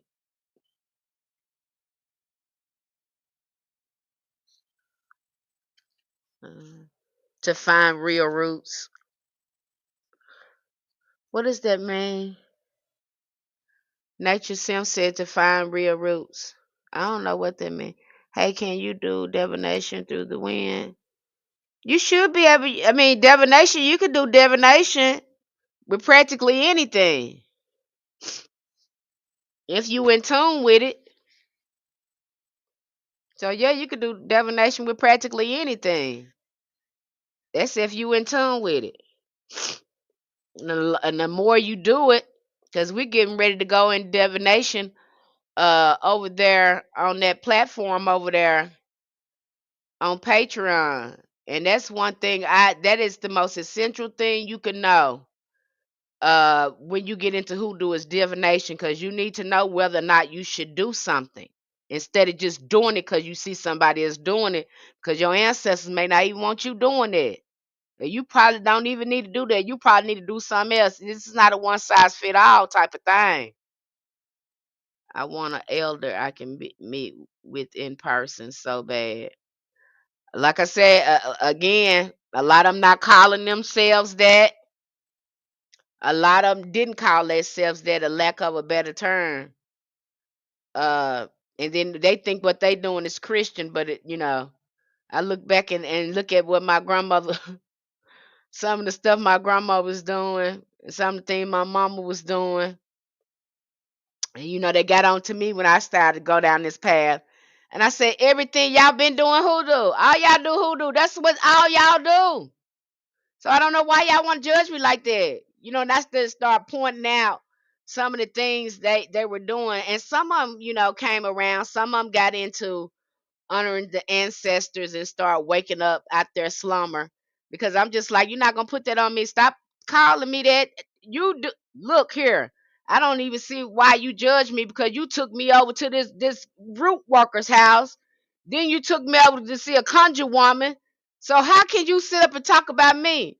And my mama really couldn't say nothing. Cause we have always been spiritual. So I don't know where y'all coming up with that. And then when something would jump off, real spiritual would happen. My mama would show up at my house and ask me what was this and what was that. Because again, I studied, I've been doing this for a long time. So I studied metaphysics for a long time before I even went to metaphysical school. And she would come over and ask me, some things. And I would most time just spiritually insightful on different subjects. I was just new, you know. And of course I got a lot of that stuff from her. Because she was spiritually. Now I go back and look at it, my grandma was real spiritually insightful. You know, I see where I got some of it from, and just sitting back looking at things. And then two, I was having a lot of premonitions. Like when I was young, I had so many happenings. Just premonitions, out of body experiences. Um just knowing, dreams. It just kind of, hey, how you doing? Hey, money, beauty, wellness. Hello, hello, hello. So, some things I just knew, and it was just really frightening to me because I was listening to the things that they were saying at church, and none of the elders, you kind of afraid to ask questions at church because you don't know who's gonna jump out of the bag on you. You know what I'm saying? And things happened to me, and so it just pushed me to start studying more about, you know, psychic, by psychic phenomenon, metaphysics, because of the things that was happening to me. I was bringing things out of my dreams. Um, Dreams were just so vivid, you know. I just didn't understand a lot of the things that were going on with me. And so, again, I dived deeper. And my mom had some things happen to her too, but she was in the closet with it. She had all these books in the house, but I think she wanted to be in the closet with it. But she was very, my mom could say things and they would come to pass. And she was afraid of that power. They called her a witch, you know. So she had some of those talents as well. But again, she was afraid of it. And I didn't, it was just too much happening for me to ignore it. Okay. It said my premonitions were so strong it got me in trouble. I couldn't explain how I knew stuff. It is scary. It is scary. And that, it never, especially when you got that claircognizant, sometimes you just know stuff. And that has happened to me so many times. And I've cried, believe it or not, because I'm just like, how in the hell? Because I want to know how things work. You understand me? So, and I've just come to realize that it's just what it is sometimes. And it happens too during when I do readings. It would just happen in readings. I would just know stuff. Will always support your lives. Thank you, Money, Beauty, Wellness. And sometimes you just know. It's just no way. And I think that is the most confusing clair that you can ever have. And I think the more you use it, especially if you're doing a divination, the more it happens, the more frequent it is. To me, that is the most, you know, mind-boggling clair you can ever have, especially when you have answers that just pop out of your head out of nowhere. They just pop. It's so crazy. It just pop, and you know good and well there is no way that you could possibly know this information. It's just not possible. That is the most confusing thing. And as you do divination, you'll probably experience that more. You'll experience more and more of that. The more you get into divination, um, this wave will come above you, and you will start, I don't know, the tarot just start talking to you. Okay, knowing it just start coming in again. Those muscles get stronger and stronger the more you use it, especially in divination, especially when you talk to your ancestors too. You'll just know. You'll know again. Again, it's like a portal or a medium allowing that spirit to communicate with you. Okay. So just looking at it that way, but we're definitely going to get into divination. I think that's something that everybody should know. I've seen people uh, up here doing readings and giving the wrong meaning of the card. I'm just like, that card don't even mean that. You giving these people the wrong reading on this card. They don't even. You don't have to put no fluff on it. You don't have to put no fluff on it. You don't have to tell a story with it. All you got to do is say what that card say, and that if you're not getting it clear, believe me, the spirit gonna let you know if you're not getting it clear. Okay, if you're not getting it clear, the spirit gonna let you know. You can pull out another card and it'll give you a clarification on the other card. There's no reason to make stuff up. It's just not. Okay? There's no reason for nobody to get up here and with no storyline to say, I think you've been going through this. And he been doing you like this. Just there's no reason to do that. Okay? If it's a reading for you, it's for you. And I just prefer not. do it like that, because if that reading for you, I want to give you a reading. I'm not gonna be out here giving those storyline readings, and now here you is, you got 30,000 people think this reading is related to them.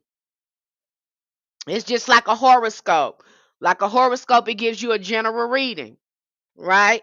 It might apply to a lot of us, but that's not a specific uh, natal chart or astrology reading specifically for us. It don't got our moon sign in it. It ain't got our birthday, the exact birthday time in it. So it's just general, but people take this stuff and they run with it. And I think, too, that could be, you know, that to me, that be cautious with that, because I've had to undo some stuff with these people that chose to use these collective readings for personal reasons, and they really believe this stuff in their mind. It's taking them through a psychosis, and here I am, have to go through here and pull all them blocks away and get them alignment and what's really going on, so they can address what's really going on in their life. Because this collective reading got them thinking something else, Lord. You know, and I just, again, I woke up from COVID and all this stuff was going on. I was like, I'm happy, but then I'm kind of scared. I'm kind of scared. What the hell going on here?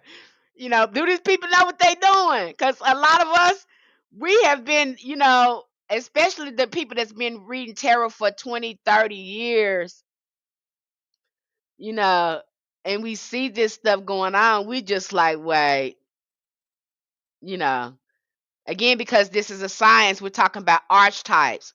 Just like, and I'm not trying to disrespect any divination system, but again, it's archetypes to this. Okay. You got archetypes in this. You got astrology in those tarot cards. You got the four seasons in there. Uh, you got the zodiac signs in there. Uh, like I said, you got the elements in there as well. So again, this is a sign. This is an archetype, and then once you know how to read these cards, it's not really hard. All you got to do is follow them. You know what I'm saying? Follow them and do easy spreads. Don't get on here. Don't get up and try to do no 10 card spread, and you just start reading. Why would you do that? Make it easy on yourself. You can get a lot of information with a 3 or 4 card reading if you ask the right questions. Okay? And then there's dozens of spreads on Google that you can choose to do readings. There's dozens of spreads. I don't like, and I'm really iffy about people that start pulling out cards, and it ain't no spread out there. It ain't no spread. There's no spread out there. They just reading cards. Okay, we haven't used any type of gateway, any type of order or anything to get these answers. We're just laying out cards. There's no specific spreads. I've been reading cards for a long time. There's a spread that I go to. You're gonna see me go to a spread all the time. I'm always gonna go to the Celtic Cross or the Tree of Life. I'm always gonna do those spreads. Them that's the first spread, because I know that Tree of Life spread, that Celtic Cross spread, they're gonna tell me everything that's going on in your life. That's going to answer all the questions that you have. Sometimes I'm going to answer your questions before you even ask them. I'm going to give you the answer. It happens like that. Okay? So when I see them just, they just throwing out cards like that, I'm like, what? It's just chaos. What are you doing? Okay? This is a science. There's no reason to be making up stuff and pulling out stuff. It's just, you know, and then, I'm just saying, y'all be careful out here, because you got some people making up stuff. You got people making their own cards, adding it to the tarot cards. They're adding in index cards. I just don't function that way. I don't know where that comes from. Again, I think that new age thing, And like the ancestors had to tell me to get out of that because that's not you. Okay, that's for those people who is still trying to perfect their spiritual signs. We've already done that for you. There is no reason for you to be over there in New Age messing with them people's stuff. Get yourself up out of there. And that's what I had to do. Because a lot of what they have going on too, they have to be a little bit delusional. To me, it's still like that Christianity over there, especially when I go to seeing, it goes into these aliens and these aliens looking like milk. I don't want it. What? I don't want it. No, I don't want to do that. It seems like you did the same things you did with the angels, you're doing with the damn aliens. So I don't want to do that. Especially when they turn out looking like milk. I don't want to do that. That's for you. That's what you see in your mind. You know. That's just how that's how I look at it. And then I have to tell, too, when you get over there in Patreon, when you really start to see these angels and when you really start to feel them, and the saints too, especially the saints, they start looking black. The saints, they are black. They done painted these people white, but when you start working with them and you start getting to know them better, you're gonna be like, oh my God, they feel like ancestors. They look like ancestors once you start working with some of these saints. Not a lot of people talk about that in hoodoo either. But again, we cover a wide variety of things over there because my thing is to give you so many options that you can get your work done when you know what the hell you doing. Can't nobody tell you nothing because you know what you doing. You understand me? This ain't no flyby thing. You know, this is how our ancestors did it. And can't nobody tell you nothing. You rooted in what you're in. Okay. Love you too, Astro Society Corporation. I'm telling you, and that's how I want you to be. I want nobody to tell you because these folks over here, I see some of these folks, especially with this initiation stuff. Y'all want these people. That's just like telling people they can't talk to God unless they go talk to their pastor. I mean, it's the same type of backwards stuff with the initiation stuff. And I love y'all religion. I'm glad y'all got Ifa, Lakumi, and I love that for you. But you best believe it was an African diaspora religion just like hoodoo was. You understand me? Y'all had to do that under the table until they made it legal for y'all to have that religion. The only thing about hoodoo, we say we don't want no initiation. We don't want nobody coming in here. We're going to close this sucker. So if you don't look like us, you ain't getting over here. That that simple. In that order. That's what we said.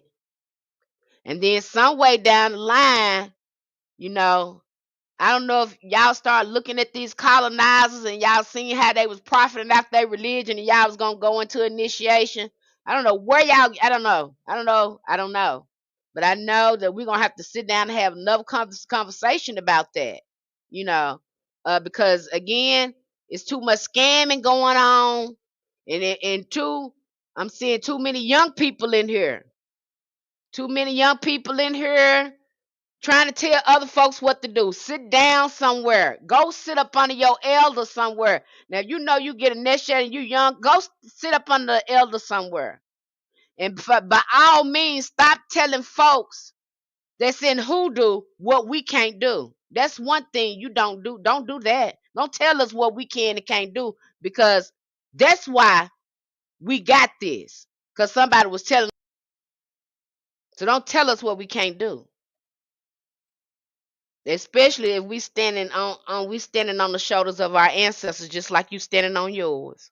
You understand me? That need to be a no. Stop telling it. You see them doing something with the Orisha, you not initiated. You don't own the Orisha. You don't own them. You that them Orishas, y'all got them in what 4, 5 different religions.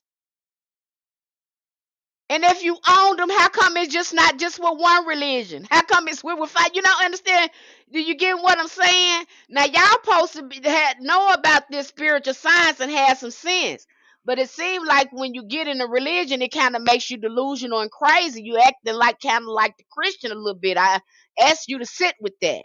Now I don't know what y'all had to do to be initiated, um, sacrifice some goats or whatever y'all do, and the way I was, and I'm not trying to disrespect anybody, but the way I was hearing a young lady to explain it, you base, and I'm not trying to disrespect it, but it sounded like the lady, what the young lady was saying it on TikTok.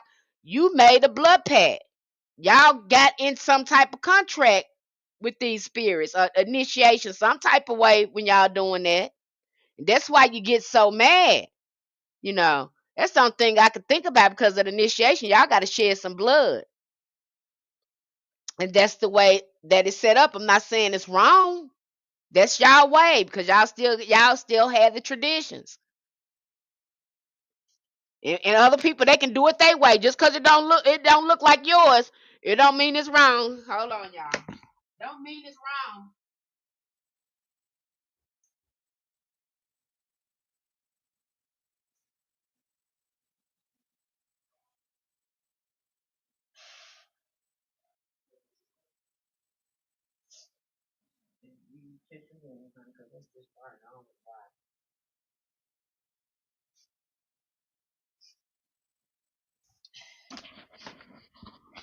Don't mean it's wrong. Okay?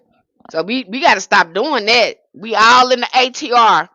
And here you got these folks over here telling us what we can't do. And here our ancestors been working with these spiritual systems for a long time. They have worked with voodoo. I'm not saying they put them on the same altar, but you go up into some of these hoodoo practitioners' house, you might see one altar set over there just for Oshun, or an altar over there just for Azurli Frida, or an altar over there just for Ogun. You know, so you again, they have been doing this. For some of these folks is born and initiated and telling you what to do, and this is what they've been doing. But see, but if you don't know nothing about hoodoo, like we break it all the way down and show you all these diaspora, spiritual practices that were communicating with the Orisha, uh, by way of spiritualism. Okay, especially when we break down a banda and that spirit tismo, and then we look at the lamadamas. Where you think the lamadamas came from? How you think they got in hoodoo? If they weren't looking at other spiritual practices, and if they weren't in contact with other African diasporic religions, how you think the lamadamas got in there? Again, taking the time to reflect and do really look at the history of hoodoo and the history of diaspora religion, because you're just looking at your religion. You need to look at the history of all these diaspora religion and see how they all connected, instead of trying to divide and tell people what they can and can't do. It's really nerve wracking. You sound like them Christians. You got to fight you and the Christians now.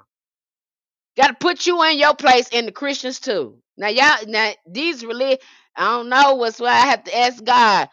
What they do? It make us crazy like that when we get in a religion. We get all doctrine-fied, and what? It makes us crazy. I'm waiting on reading to get on the right track and get myself together. I'm waiting on a reading to get on the right track. But if that's something you interested in, again, I put my email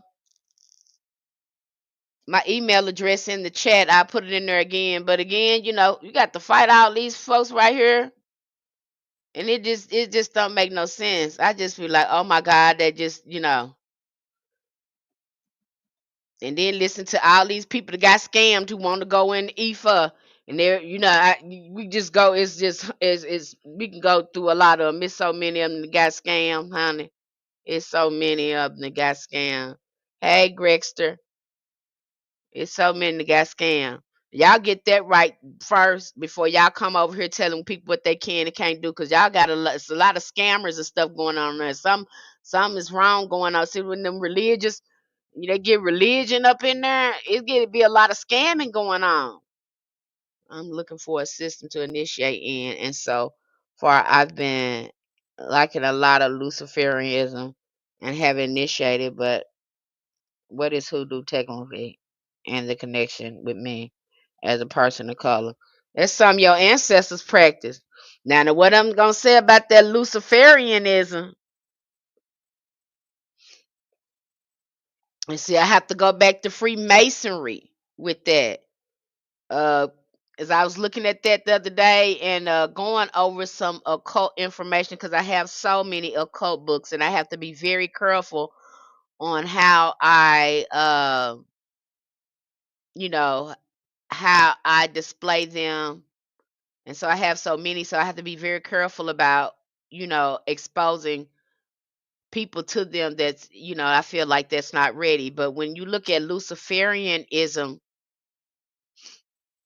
I want you to be very careful with that, because to me it has such a thin line between Freemasonry.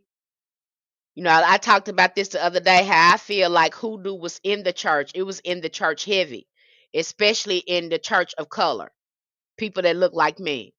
And then I feel like, because going back looking at Bishop Mason and some of these other conjure men, and how they start moving it out of the church, and Freemasonry moved in. Okay. And again, I think that infiltrated the church and took out the real power in the church. Because when you go into that Freemasonry, at some point you going into that Luciferianism. I'm just saying, because it has some of the same components to it when you're looking at Freemasonry. Okay. And what does Freemasonry do? These people, these men, again, these men, they are going, just keep it simple. They don't want anything divine feminine up in there. They blaspheme the divine feminine. I'm gonna tell you what they doing. That's what they doing. Okay, because they had this phallic. They hurry up, put this phallic up everywhere. It's phallic worship. So again, it's a thin line with that. What I've seen in the Luciferianism and the Freemason. So, and it's just my thoughts. I feel like that's when the prosperity preaching took over. That's when religion became a real business, when they took hoodoo out of the church. But because before then, the church was a community center. They were teaching women, teaching girls how to sew. They were having so many community events in the church. They were really doing things for the community in the church. It was so community centered in the church until we had it being infiltrated by the Freemasonries. And now you have a lot of pastors that's Freemasonry, and it's a religion now. Okay, we already seen what Marvin Sapp did in that church, and I liked me some Marvin Sapp, but honey, he had them people in that church and didn't want to let them people out that church because he wanted that money. You hear me? Okay. So again, that's my thoughts on it. And I'm sure if we were to go back into that, because it was such a hush hush thing, and then we start seeing these spiritualist churches, all of a sudden start to be on the rise when all this moving start to get along, go on. I really liked the old church where people actually came and received help the same day. Yep. And they stopped doing that. Okay. So again, I think again that it just looked like to me, because so many pastors became Freemasonry around that time. Then you have all this evangelism start to happen. Then that prosperity preaching things start to happen. So again, I think there's a lot of things. If we were to do our research and really start following it, we'll probably find that they were asked not to do that in the church. They were told not to do that in the church. They were told to keep themselves separate from that. Okay? And I bet you can see it. And we already know that the boule do exist. And we have a lot of leaders that's the boule. We even got some ministers that's in boule Freemasonry. Okay? So to me, nothing our ancestors already had a spiritual science and occult magic for us is hoodoo. They didn't need Freemasonry. They already had their own form of mystical, occult, esoteric teachings with hoodoo. And with me, Freemasonry, again, a trick of our oppressors, came right in there and they moved that hoodoo right on out. I believe they knew they was already in the church and that was just a trick. Okay, that's just my take on it, you guys. It was something else I was gonna say too, about that too. So what was the original way? Because I've had personal experience with the church in Georgia, so I agree what you're saying. So hoodoo was in the church. Yeah, it was in the church. It was synonymous with the church. You know, all that shouting and Holy Ghost stuff, that's not Christian. That's hoodoo. We that come from us. Didn't no churches in America start shouting and getting no Holy Spirit till they saw it in our church. They weren't worshiping like that. Okay? They weren't worshiping like that. And if they doing it now, the churches that you see it now that look like us, they got it from us because they wasn't doing that at their church was boring. Singing them old boring hymns and stuff. It didn't have no soul, no spirit in it. Okay? And when they start looking at us, they start mimicking a lot of our stuff in their church. That Holy Spirit stuff that comes from us. Nobody was shouting and doing all that in their church like us. That if you look at the hoodoo church and you look at a voodoo ceremony, it looks just the same. When they shouting and all that, go look at a voodoo. Look at one of them ceremonies. It's the same thing. Look the same way. That's not Christian. Them with them thing I had to go. Ancestors had to show me too. Them prayer cloths, them putting them prayer pins and prayer cloths and stuff in our coats and pinning them in our coats and stuff. That wasn't Christian. That's hoodoo. But honey, they made sure they was pinning them prayer cloths in our clothes and telling us, "Don't you take that off. You keep that in your clothes. That's gonna keep you protected." They put them prayer pins in your coat or on your pants. Say you better not take that off. You keep that on. That's gonna keep you protected. And they had them. They have us out. You subject had all types of stuff pinned in your clothes, and that wasn't Christian. And them folks is laying tricks and everything. They was doing it. That wasn't Christian. They can say what they want to say, but them folks they've been doing it so long. I don't even think they know it's hoodoo. That stuff wasn't Christian. That straight hoodoo.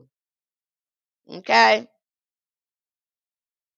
But now that you said, damn, yeah, that's scary because I was tapping into the spirit at that time.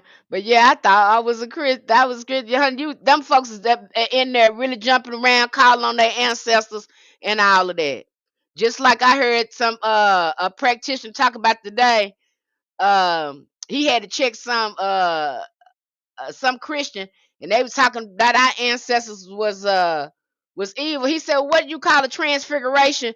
When Jesus went up there and he saw, he got him though. He said when he saw Elisha, he became Elisha and Moses all at one time. So who was he talking to if he wasn't talking to dead folk? Look like Jesus was talking to the ancestors, don't he? You know, yeah, they forget this kind of stuff. But see, that's how our ancestors looked at it. That's a transfiguration. Your own Jesus went in there to talk to Elijah and Moses on the mountain. So even himself, he honored the ancestors. He went up on that mountain. That's what he saw. Okay, that's what the apostles, disciples say they saw. Okay, so again, I think that religion, something about their religion, that doctrine, because they don't read the Bible for themselves. They got somebody regurgitating it to them. But see, back in the day, back in the 30s, you can see a lot of this stuff started to change right around the 60s and 70s. But honey, back in the 30s and the 20s, honey, they was preaching just like that. They preached that Bible like it was a conjure book. You understand me? You walked out of that church with some power. You understand me? They let you know that you was the conjure person. They let you see your ancestors in that Bible. That's how they taught that Bible. How else they was able to practice that religion better than the white folks? Because see, it wasn't no power in it at first until we gave it power. You understand? We gave that Bible the magic that it does have. And then we went in and we saw the esoteric and occult meaning when we went into the Psalms. Okay? So they doing it. They is doing it. I like what that woman say. I had posted a TikTok on it. That she swears she Christian, but she got up there. She like she was a mother in the church.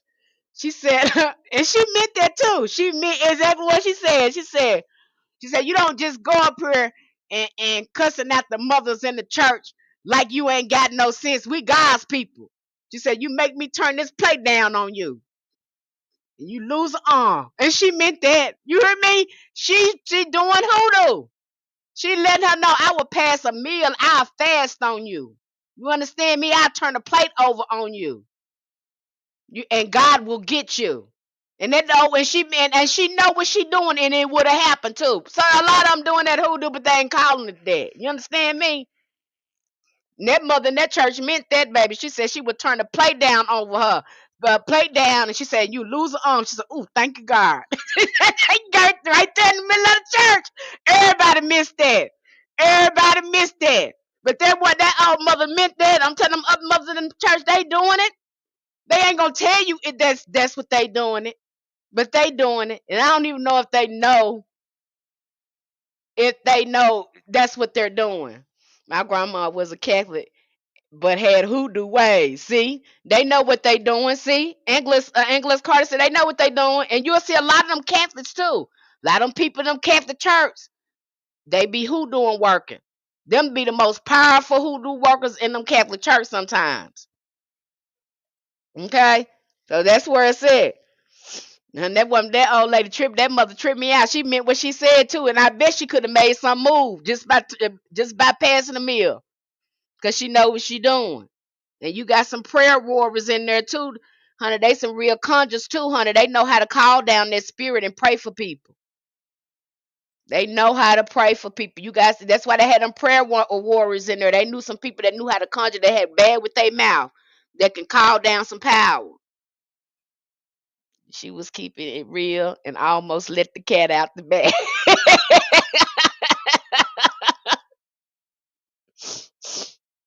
I'm telling you, it's the real Tasha. I'm telling you, that's where it is. And you seeing it. You think you not seeing it, but once you start getting into practice and you start seeing some of the stuff that we got over there, you can be like, damn, we've been doing this all the time, but they weren't calling it that. No, they wasn't calling it that. They weren't calling it that. Okay, because again, this is a new term. This is a new term. This term that just came out. And again, I think this term was also kind of made to market to us as well. Cause you got some people that don't look like us, and they selling us conjure oils. They selling us conjure books. I seen the other day on this TikTok thing, this man done wrote a book about the Odu, and he didn't look nothing like us, but he got that Odu down to a science, and he done wrote a book on it, and now finna sell the Odu book. You understand? Because our stuff always fascinates them. My auntie told me that if I wanted to protect myself, just put my name 9 times and put it in holy water. And I'm like, child, I'm telling you, and she on to something with that. She ain't lying. Let me ask you a question. My grandmother and my mother, Gullah Geechee, what would you say about them in the South Carolina? They got some power. You need to be sitting up under them, listen to them, because you probably been seeing a whole bunch of stuff and didn't know what you were seeing, and they've been showing you the whole time. But because it's so immersed in your culture, you don't think it's that, but it's that. So you probably need to be sitting down talking to them, or going back in your memories, because they done showed you some stuff, and you didn't realize that you knew some stuff. because again, it gets so immersed in the culture, get normalized. That's just like me. I thought it was normal. With my gifts, spiritual gifts and stuff, and I would tell people, my mama about my dreams. They come to pass, and I would see things. My family act like it was normal, so I thought everybody went through that in their family. I didn't know that wasn't normal until I started talking to other people, and they was like, "Nah, that ain't normal. Not don't everybody do that." But again, they will normalize it because it gets so immersed. They get so used to it. We're used to it, so we don't see anything wrong with it. But got mad when she saw me with some tarot cards. Girl, that's what they be doing. My auntie told me that I'm working and listen to you and about to do a Holy Ghost right now. I'm telling you, honey. Now back then they was back in them 20s and them 30s and stuff, they was tapping into some real power. It's something changed. If anybody can tell you about that, I think it really changed when you start to see Richard Pryor. He made skits about the church, about them preachers up in that church. It's some changed around that time. 'Cause some of these comedians like Richard Pryor and a couple of more had started making fun of these churches because they added them about what they was doing in the church. So the church started losing a lot of their power. Okay. And I believe they lost a lot of their power. That's just me because they did some shifting there. Oh, that's what I want to talk about too. Now, I know when we was going to church, when I was growing up, there was a big thing about Jesus being God and God being separate from Jesus. That was a big thing when I was growing up. I don't know if that was a big thing in y'all churches, but honey, we had people leaving church. They was just like, no, Jesus is not God. And then all of a sudden, I say within the 80s or 90s, Jesus became God.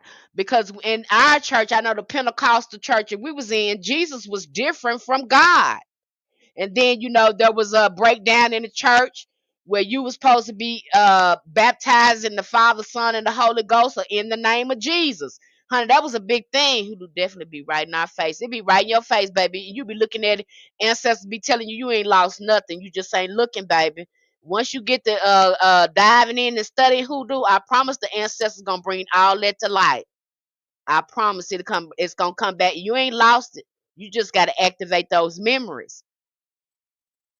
My grandma told my cousin to accept her gift to see spirits while the family thought she was crazy, miss her down. Yes, I heard things happen in the Victorian age. Hoodoo definitely be.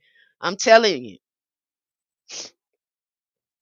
And see, that was a big thing too. Something was going on with that because a lot of the ministers, they was like, no, we don't do that in the name of Jesus because Jesus is not God. That was a big, I don't know. Do y'all guys remember that? Am I the only one that remember that? Because I know that was a big thing too. And my mama, she would go back and forth with that with people, and they had all types of discussions about that Jesus was not God and that God was separate from Jesus. And that was a big thing that went on in the churches that people went back and forth with. And you saw different type of denominations start to break off from that. And then the next thing I started hearing was Jesus was God. And I was like, what? I was like, no, he's supposed to be God's son. He's not God. You know what I'm saying? So now he has been synonymous with God now. And that's something new. And I'm like, what is the thing with that? Yeah, praying in Jesus' name started getting big in the 90s. Because I'm telling you, when I was young, you just didn't do that. They knew that was separate. You will hear the Father, Son, and Holy Ghost. You will hear that.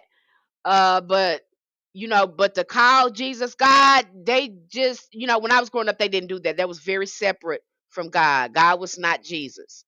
in some kind of way, it has become synonymous. Jesus has become synonymous with God.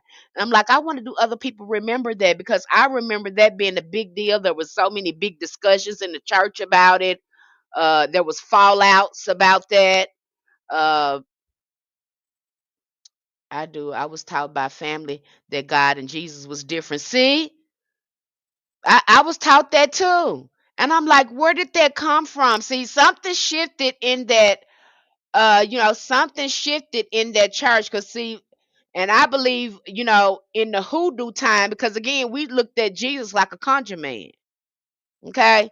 Because he said, even you would do greater things. So we looked at Jesus like a conjure man. We looked at Moses like a conjure man, you know, and we understood it like that. I don't know when that this became a synonymous like that.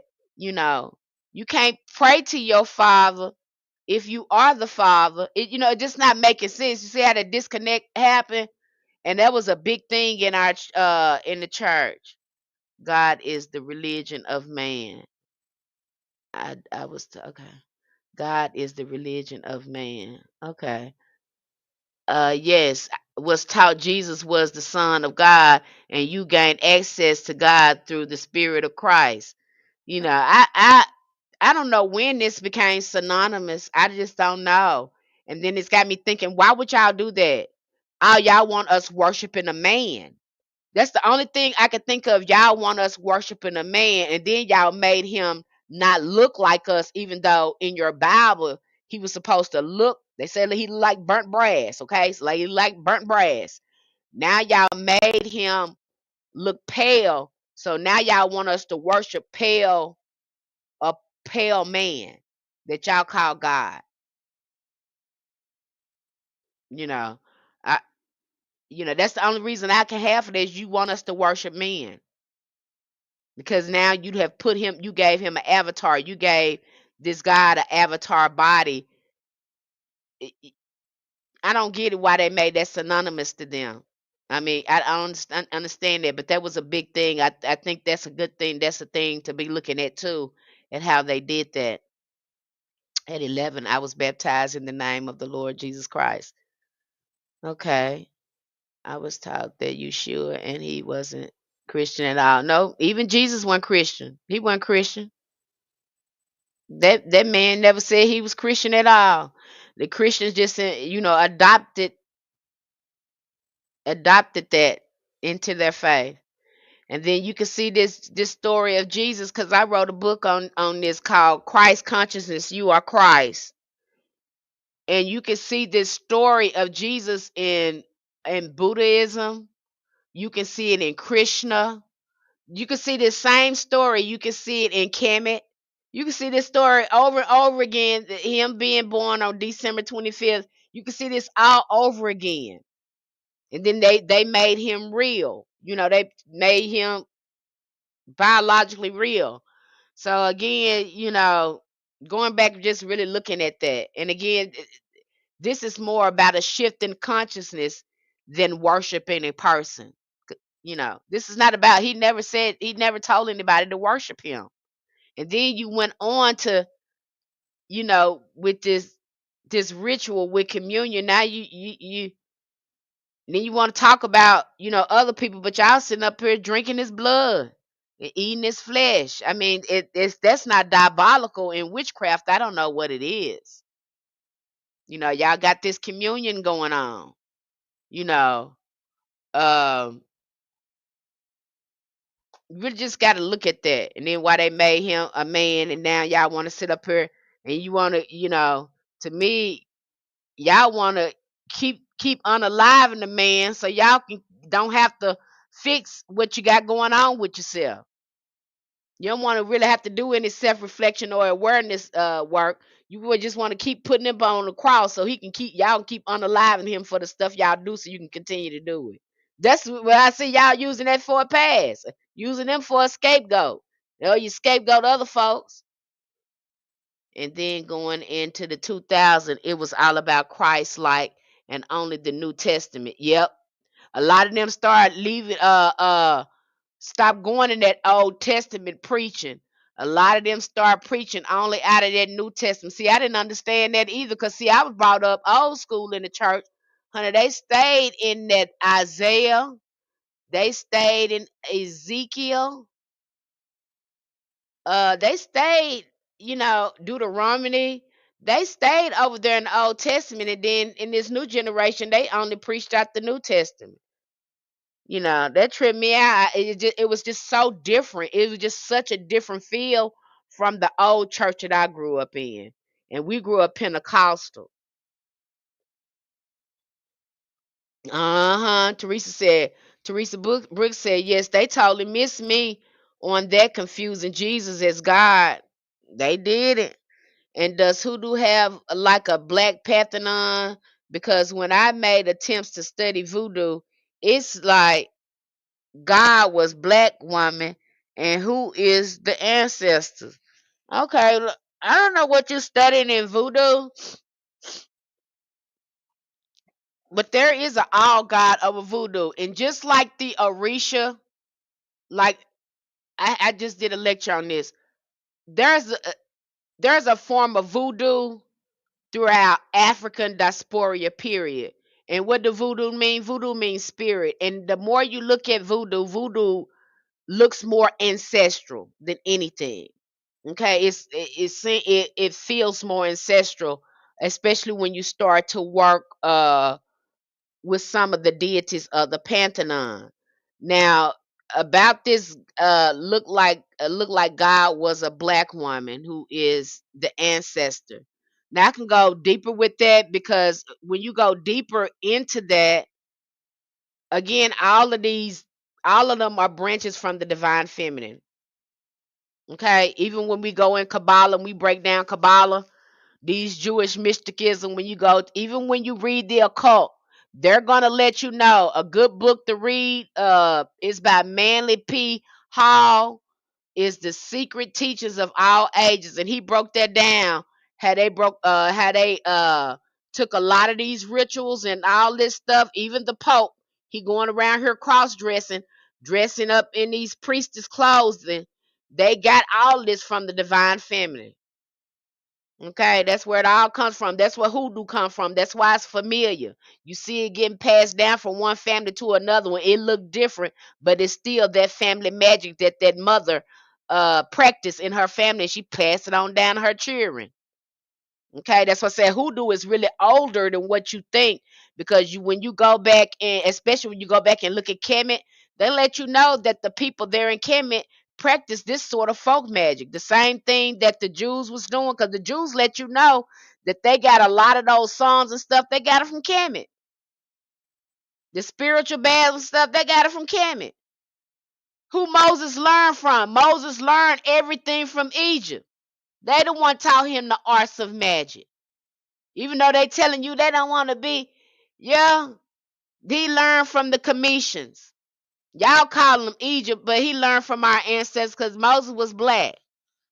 Okay, all these folks look just like you. See, when you start really diving into it and looking at this, it starts to feel ancestral. The more you work with your ancestors, you got some ancestors that feel like angels. Then they said the Holy Ghost is separate, be down here with us. Then they said the Holy Ghost is separate too. Be down here with us. I've never seen anything but women give life to all sentient beings on the planet. That is correct. Yes, pale infinite man Jesus has deciphered as divine feminine, the patriarchal gender. And see, they had him again. They got to have him shedding blood again. They had to put that in there because of that's something that the divine feminine does naturally. See how they did that? Then you go back and read that Bible, it's the patriarchs, because in Genesis, you got all these men begetting men. And I'm like, where the mama at? I know these men ain't having these babies on their own. So they go out there way too much. That's how you know that they destroyed a more dominant culture, is because they went out their way to remove women. Go look in the Genesis, huh? They tell the and he got he begat him, and he was the son or son. They just got all these men begetting children, but ain't no woman in sight in that scripture until it come to Abraham, and then he goes to marry Sarah. And then I thought to myself, and the ancestors, stop right there. Remember, this is a patriarch society. These women got to be important if they're mentioning them. If they're mentioning them, because they have no other choice but to mention them. And the reason why they're mentioning these women, because these women uh gave them sacerdotal power, and they knew all the rituals.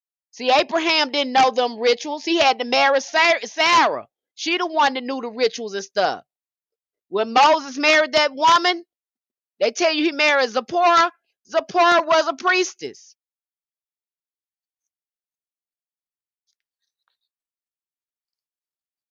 That's right. The Holy Spirit is the missing feminine energy from the big three. That's true. They that it made her Holy Ghost. And when you see her in Kabbalah, because when you look at Kabbalah too, I was like, where is that coming from? It's coming from Zohar. And you look at you look at the Zohar, it comes from Aramaic culture. And they had access to all the moon magic and the movement of the moon. Okay, they had reserved that from the divine feminine. And so Kabbalah went out the Zohar, and you look at the Zohar a little closer. This looked like a shamanic book where people were having these dreams or these astral experiences. That's why I got to ask them too, what was y'all doing in these books?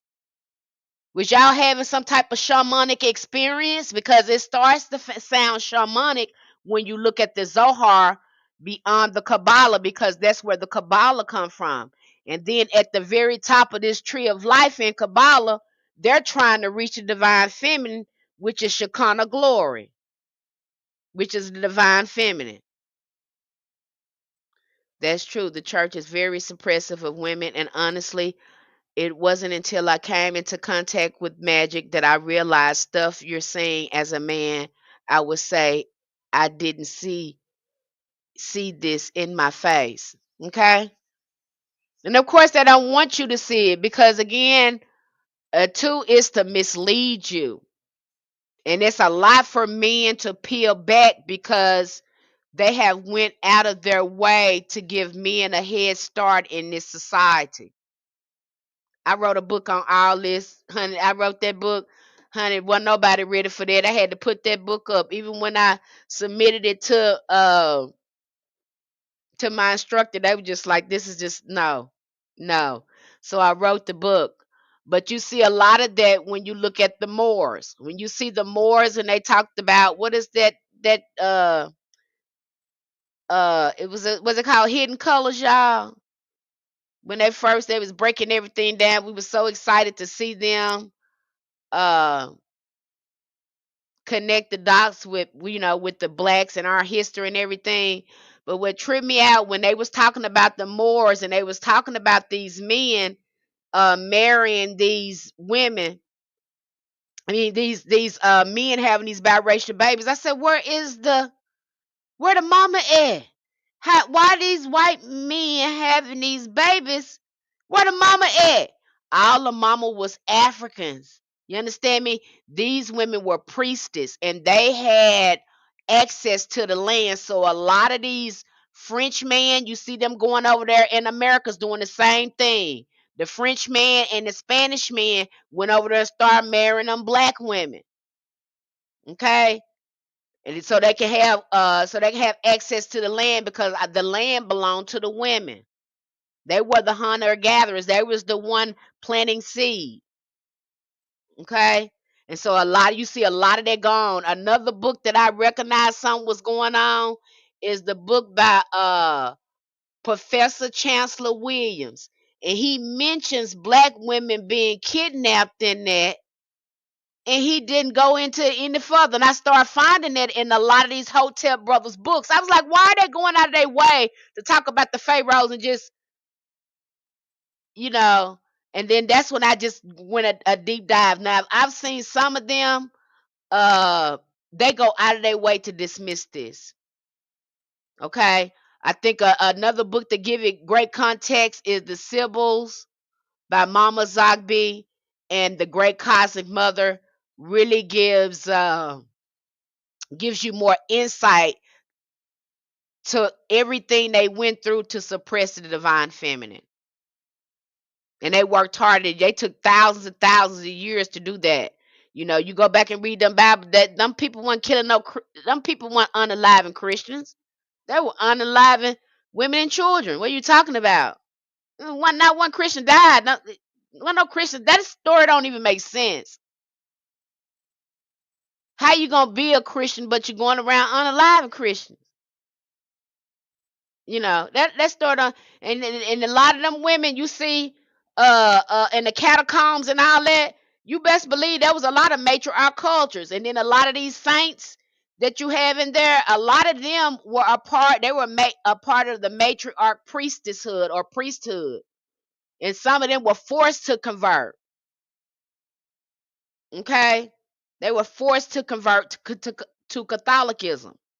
You have a lot of them that was still they knew about the Kemetic occult and all of that. You have a lot of saints in there. They were very familiar with the Kemetic occult, but they had no choice when Catholicism took over to convert. But see, you don't know that story, you won't know, you know. And you sit with your ancestors, they'll tell you when you ready to look and you ready to see. You know, they'll show you just because when they showed me Hidden Color, I was not impressed at that at all. I was like, what the hell? Where's the mama at? Why y'all keep talking about these men? Y'all going out y'all way to talk about these men. I know that a man can't be nothing. Where his mama at? Okay? The first teacher is his mama. What are you talking about? What? You know, that's why when I see a man, you know, kind of talking about things, I be like, where your mama at? I don't want to hear no who taught you. Because your mama taught you first. Don't talk to me about no protector, because I can't nobody protect no child like a woman, baby. Can't no child protect no can't no man protect no child like no woman. You mess around, get your head chopped off messing with a woman's child. And then you know that ain't right, because you looked out in nature. Who them animals following? They follow their mama or their daddy in nature. Who they following? Who they following? I ain't when I see baby ducks, they following their mama. When I see baby birds, they following their mama. Every time I see an animal in nature, they following their mama. That ain't got nothing for them. Okay? I don't know truth this is, but I realize people get scared you say hoodoo, but do it behind closed doors. Yeah. What's your thoughts about the Tiamat and pre-Dionysic Kemet and stuff that Bobby Hemmett touched on dealing with draconicism? Okay, I'm gonna get to that. Yes, yes, most saints in Catholicism are voodoo and hoodoo, but they watered them down so they could practice in peace. Yes. Um, Sean, Lazarus, the great mother was there first. Exactly. Okay, let me go back up here. What's my thought about Tiamat? You know, again, Tiamat is about they're telling you how they got rid of that priestess lineage. I was looking at something, I was studying something about the Bible. Was it I found out it was Melchizedek. They got us thinking Melchizedek was a prophet, right? No, the Melchizedek was a priestess and a priesthood. Did you know that? But see, in the Bible, they got you thinking it's a person, but it's a priesthood. And that's the same thing I think about Tiamat. I think they tried to. It was a bloodline, a priestess that they got rid of. It was a bloodline. There was a bloodline of priestess. I think another movie. What's that movie I was looking at? And I think The Rock played in this movie. It wasn't the Scorpion King. And remember how he was trying to protect that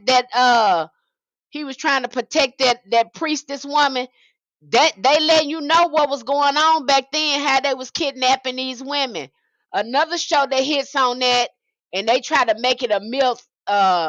They try to make it a myth and a legend or whatever. But they just got through dropping a new show, a new season of Sandman, and they talk about Calliope, the woman named Calliope.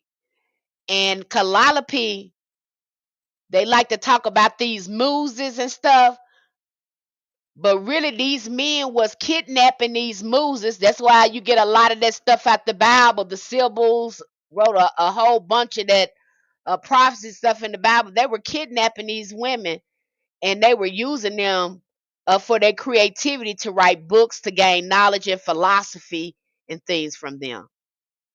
And see, they got you thinking that these men, I broke that down on one of my channels when I talked about Socrates and Plato and all them learn from women.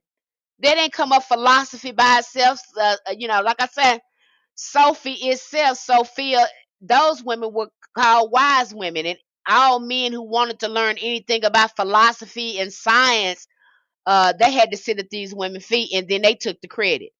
And then they turned them into moves. It's talking about they gave them creativity. And no, you stole everything and then repackaged it and put your name on it, rebranded it. It's a lot of rebranding going on. And then you look at some of these old pictures, you think you looking at a man and you looking at a woman, and they didn't gender washed them. They did gender washing too, for they even did some whitewashing. They did gender washing. I mean, you can go back. They tried to cover their footsteps as much as possible with that. But honey, you sit with your ancestors long enough, they gonna tell you the truth. You do your work and you get deep in the spirit. They gonna let you know. You ain't gonna give a care what no book say, because they're gonna be asking you questions. They're gonna have you asking questions that everybody's skipping the answer to, and that's gonna be your answer. Without love of the mother, you ain't got nothing. So they had to go through the woman. Thank you for that breakdown. Destruction of black civilization outlines a lot about the buffer classes were used to cancel us out. Okay. I'm still watching Sandman. Yeah, go back to the beginning, honey, when they talk about Calliope. Remember when that old man said he didn't want to let her go, but he had to give her to that other author because he needed creativity for his writing. And she had to call in Morphosis to come in and scare that man so he let her go. I think that was the best part of that show, because the rest of it, I started going to sleep. I said, "Oh my gosh!" I said, "Now I said they changed them. They changed them because they couldn't really destroy them because nothing could really exist without them. But in mythology, they have turned them into muses. They have turned these priestesses and these great wise women into muses. Okay, that's right. Sophia is the origin word of philosophy. See, Drusilla Dungy Houston is supposed to be a good reference too. I've never heard of her. I've never heard of her. But again, we're again, and two, when you look at the great cosmic mother, that lady said that was it Chancellor Williams? She said that there were black historians there when they were looking at all these the anthropologists and the anthropologists and archaeologists were looking at all these bones and stuff, and they were putting the connection back, taking it back to the matriarch culture, and that a lot of these black historians, they walked right over that. They wasn't looking for that. They was looking for men. And every time they came up on something that gave them clues it was a matriarch culture, that men would say that's impossible. No way women can do that on their own. What are you talking about, sir? The XX chromosome been on this planet thousands of years before the XY chromosome even came up. In fact, science show that y'all Y chromosome is disintegrating at a very fast rate.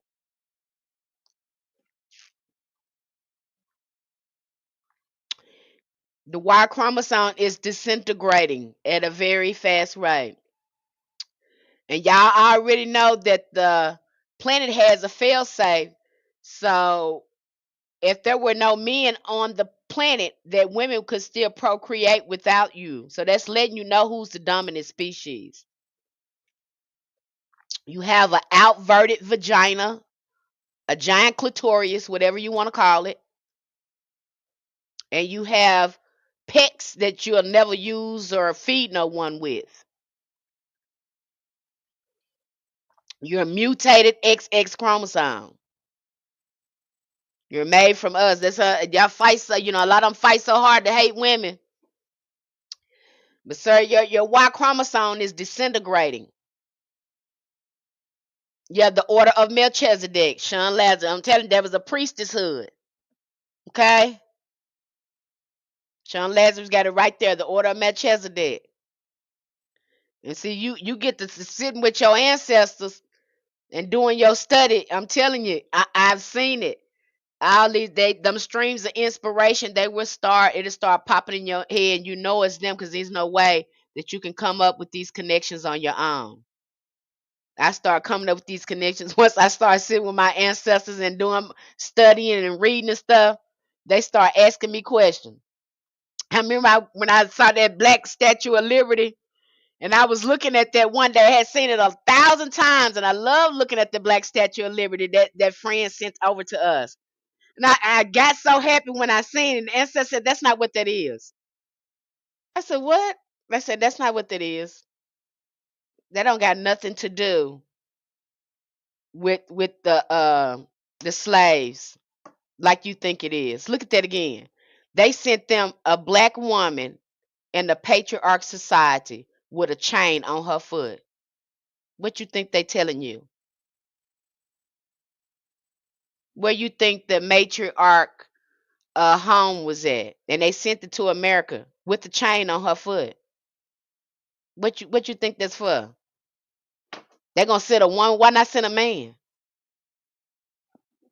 I said I never looked at it like that. And ancestors said, "Well, you better look at it again. You let somebody tell you what that means. You look at that. Why in the world would they send over a woman in a patriarch, a black woman at that, with a chain on her foot? They let you know they have accomplished um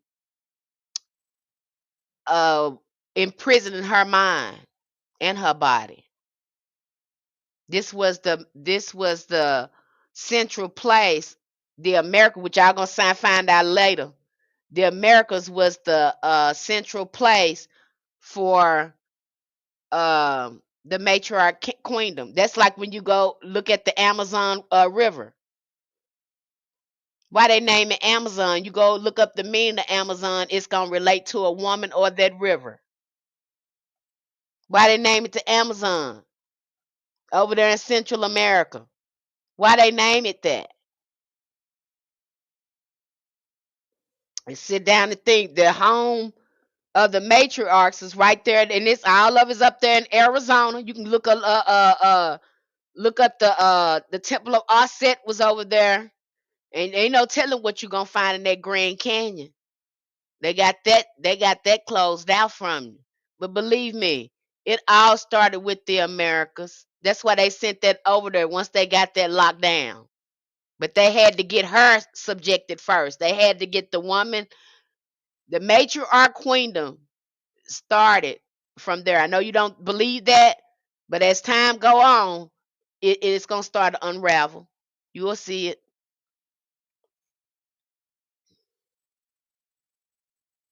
Yeah, I know you don't hate women, but you don't. Again, that Y chromosome is disintegrating, and if men want to get it together, they're gonna have to heal, and that's just the fail safe to keep this planet in alignment. Okay, to people remember who they are. Wonderful Ethiopians, Ancient Kushite Empire is a book of Drusilla Dungeon Houston, published in 1926. Okay, let me see. Can I find that book? The deep state has a dark sense of humor. The Vatican played a major part in the immaculate deception of the woman. being God D13. Yes, they did. And then that man run around here with a dress on. And that belongs to the Sybils. They're walking around cross dressing.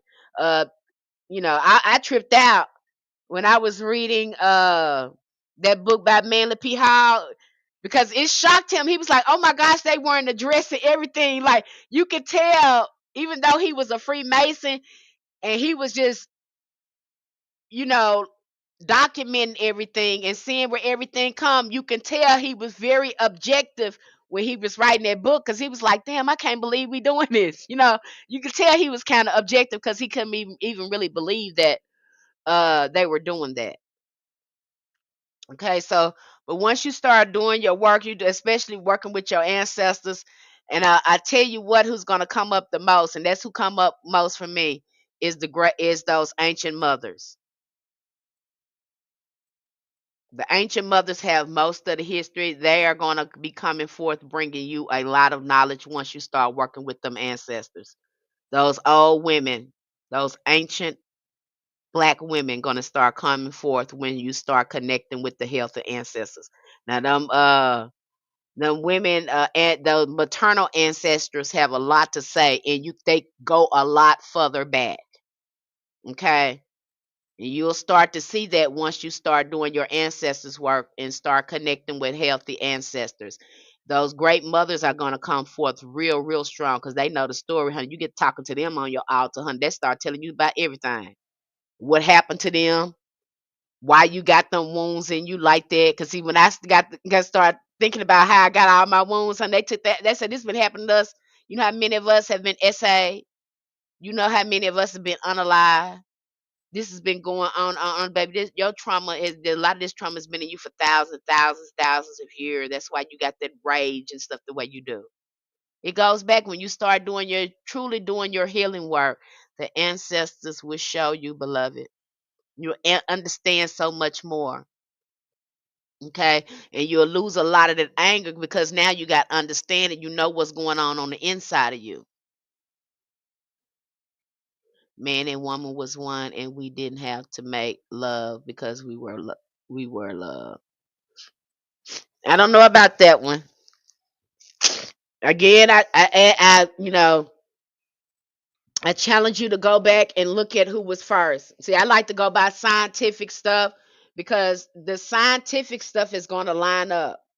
Biological, again, you come from your great mother. Okay, and you look at the XX chromosome. The XX chromosome was here hundreds of thousands of years before the XY came on the scene. Okay, now about us being one like that. Again, we're going back, and you kind of sounded like that story when they said they we believe that story too. They told us that we came from that man's rib, honey. I believe it. I get so mad when I think about that. I said them people set up and told us a damn lie right to our face, and I know I believe that. I think that was the hardest thing to heal from because I was mad about. I said these damn people that set up here and lied to us, and I believe it. I set up and believe it. I believe it. They made movies about it. I don't know why in the world we believe it, and we know damn well we ain't seen no man give birth to no child. We ain't seen that. When every person you ever met came from a woman real time. That's what I'm saying, girl. So I was like, what the hell? I said they had us believing that stuff, and I believed. I get so angry with myself. I get so angry with myself. So I said that they sit up there, again, these fantasies are, fairy tales. Again, it's another thing to break down all the trauma and the racism that we experience with chattel slavery. But then for women, when you go in to do your trauma work, you start to find out, that you were not just oppressed by people that didn't look like you. Your first oppressor looked just like you. Okay? Your first oppressor. So it wasn't no white man that came in first that started violating the matriarch culture. It was the men that looked like us. And when they seen the men that look like us disrespect us, that gave the other men the green light that didn't look like us to disrespect us. Because then you have the Moors going into Spain, where you think they came from, where you think they learned that knowledge from. They learned everything from their mother. Okay, and they start setting up civilizations there, and they start breeding, making these biracial children and coming up with their own royalty, because they have black nobility. The real royalty is from the matriarch. You have the patriarch setting up black nobility. The Moors helped them do that. Okay. So you start understanding that, breaking that down like that. And when I see these men, they be so adamant. They just hate women. They just, they just want to, I'm like, boy, you need to get that stuff off you, your forefathers. The sin of the forefathers passed on to you, and you need to get that off you and cleanse yourself, because they messed around and passed away with that stuff in them like that. And see, y'all holding on to them old wedges. You got to ask yourself, what makes you that like that, like that. Again, y'all need to do some cleansing, because a lot of y'all ancestors, go back and look at your fathers. A lot of them wreaked havoc up on the matriarch cultures, and some of y'all still carrying some of them spirits in you like that. Okay. I mean, they what you saw that, what you think that happened in Egypt. I know that's a different story. And I'm telling you from a factual point of view, and not from a hoodoo point of view. That was a matriarch culture. Okay. And them Hebrews, again, they want to set up their own patriarch system. And the people in Kemet wasn't having it. They was like, no, this is a matriarch culture. Why would we do that? And the patriarchs, they were trying to set up their God, their man God. That's what this is about. That's what that was about. Okay? Everything is one. How we experience the one is the masculine attention and feminine shape energy. I'm sorry to bust your bubble right there again. Time stamping, Armin. There is no such thing as masculine energy. There is no such thing as masculine. That's made up. Patriarchs made that up. There is no such thing as that. Okay? The thing is to remember that you come from divine feminine. You've always been that. You were feminine before you were masculine in the womb. There is no such thing as that.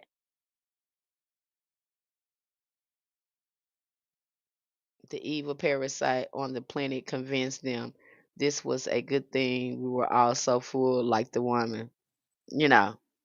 So there is no, and you understood that the indigenous men all they understood that. They knew that everything come from woman. They didn't have a problem with that.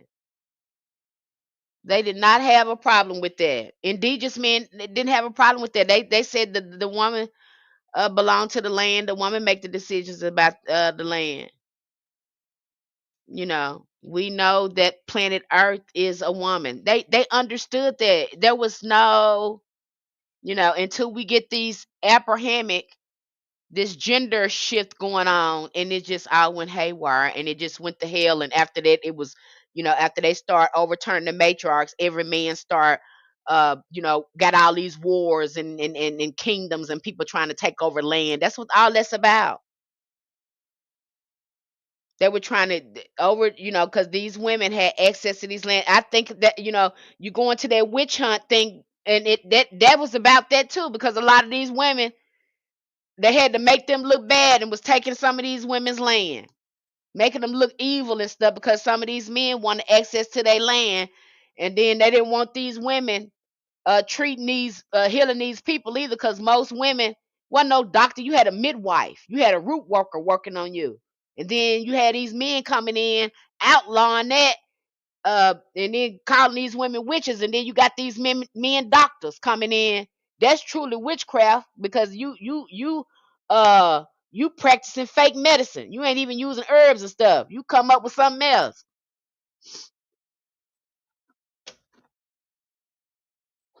That what you see going on there. Try to plug y'all up. Y'all getting low over here. I believe that the woman is all the shapes in the universe. Feminine and masculine are not people. It's no such thing as that. I got my own ideas, and I think it's very interesting to me. And I'm gonna say this. I find it very interesting that when I hear men talk about creation and where they come from, it could be just me, y'all.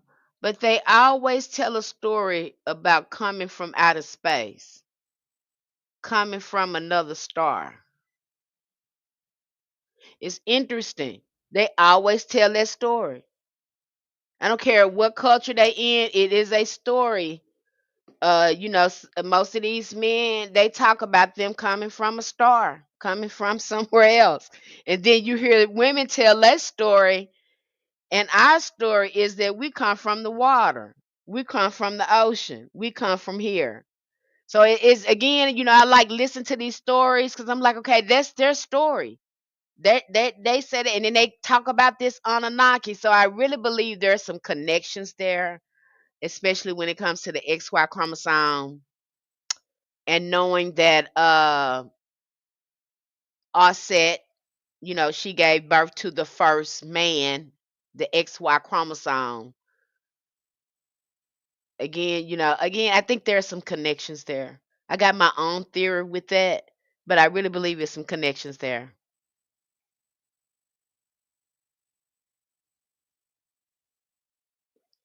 Now, see, when we think about polarity, because see, every time somebody brings that up, I think about the yin and yang, and how when the patriarchs came in and they saw these ethers, there's different types of ethers.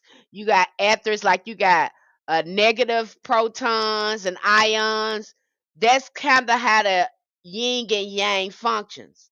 And so because they didn't, when you come in and you taking something, you don't know what you taking, and you trying to connect yourself with it and put yourself in it, you're gonna call it something else.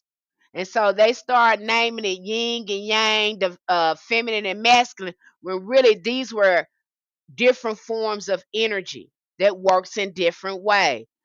Neither was evil or good. Okay, they just had the same energy intense and used in different ways. Again, just looking at negative ions, positive protons, kind of looking at the elemental chart that way. But again, you have men coming in, taking over the occult and esoteric knowledge of women, and now they're renaming themselves, and now they've called themselves the SUN, the sun, SON. You see what I'm saying? They've connected themselves with the sun as Christos, where really the first Christo Christ like being was the divine feminine, was Sophia. And so you have them coming in and changing up the whole astrological and spiritual system of women to apply it to themselves. So, and especially when you look at a lot of, we need more women writing occult books too. When you look at a lot of occult books, you'll see men write a lot of occult books. Not many women write occult books, but you will see it's just so annoying to read them too. They will keep referring to themselves man, man, man, man, man. They go out of their way to do this. Okay. So again, you have inferior people. And again, it trips me out when you read the occult too, because they are thinking with their logical side of their brain. This how you know that they didn't make that, because they had to break that down in a chewable side to digest it, to make it logical for them to comprehend it. And that means they had to sit and study under women a long time. because again, they wasn't born with this innate intuition and connection um with with with with the universe or earth like that. Women were. Okay. And so you have them sitting down trying to digest this information, and now you have a lot of occult book because they can't innately embody this. They have to sit down and listen and write it down in a logical way where they can digest it and apply it. Why, which is a defective X correct? Yes, yes, that's what they say. They say it's a defective X, but I got my own meaning on that. I don't even think it's an X at all. That's just, sometimes the way they act, it's like it doesn't make sense to me the way they act, because my thing was, if you were truly from this planet, and this how I have to look at men and the XX chromosome, XY chromosome. The XX chromosome do not want to uh she don't want to, she don't want to destroy Earth. She don't want to go into a war.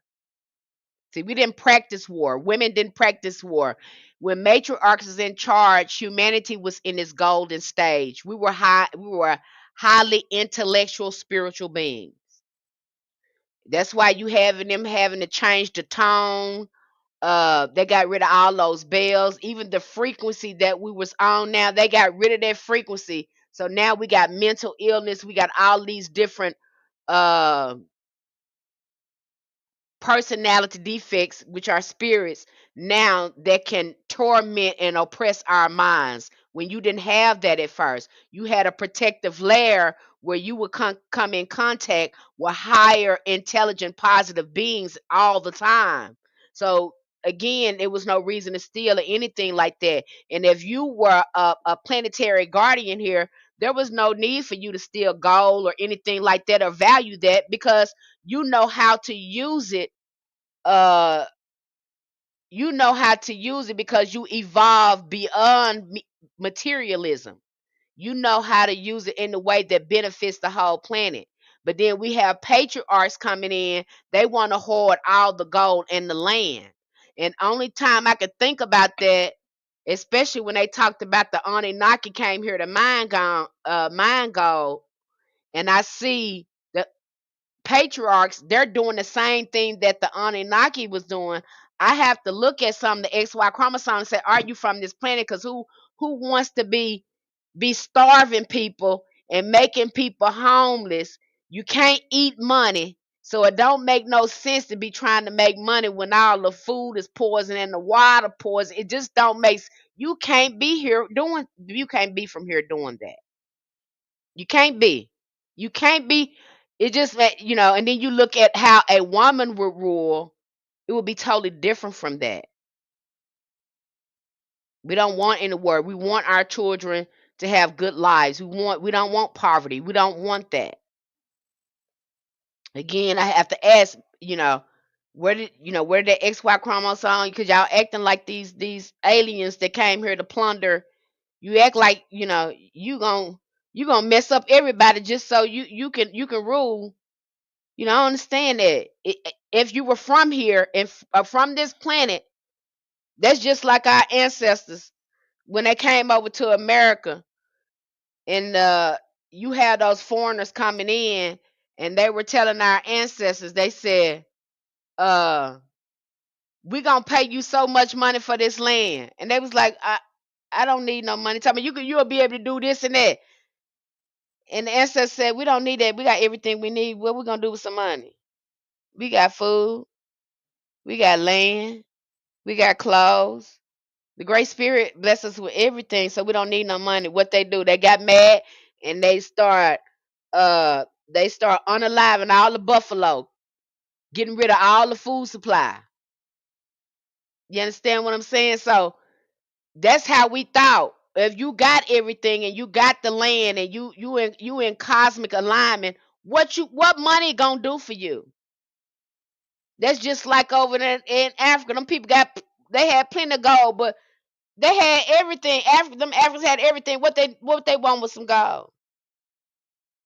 And you got them folks over there taking that stuff. There's no way you can be from here, and if you want to plunder the, what are you getting out of that? Because you can't eat that. That you can't do nothing with that. If it's not bringing a technology in here for humanity, what are you doing? What are you hoarding it for? What are you doing with it? It makes no. It's insane. It's insane. Once you, that's just how I think. I look at that, and it don't make no sense. The human is neither man or woman. It's a unique type of creator that produces the creator. I don't know what that means. The human is neither man or woman.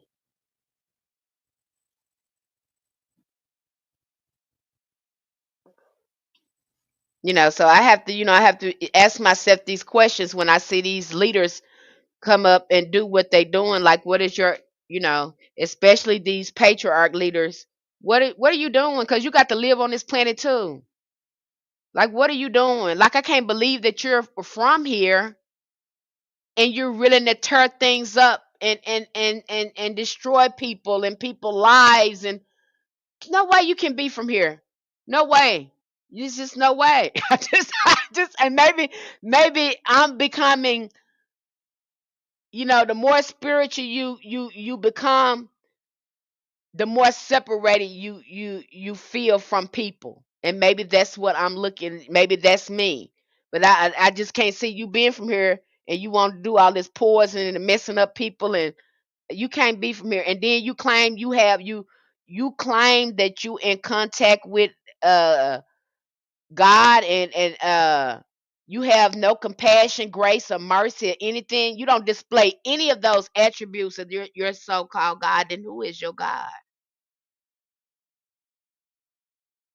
And then you gonna make God a man and say that he has all these mercy and grace and all this stuff, and I have yet seen a leader to display any of that. I think the closest leader I've seen to display any of that will probably be Burkina Faso and what they got going on in China. But it's damn sure ain't in America.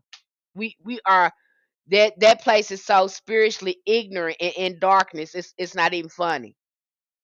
Okay, I don't know how far we got to go to get there. It sounds like all negative things that's been happening on the planet is from racist men and racist women. Could be. But see, we got some brothers and sisters that get right on there. Look at Candace Owens.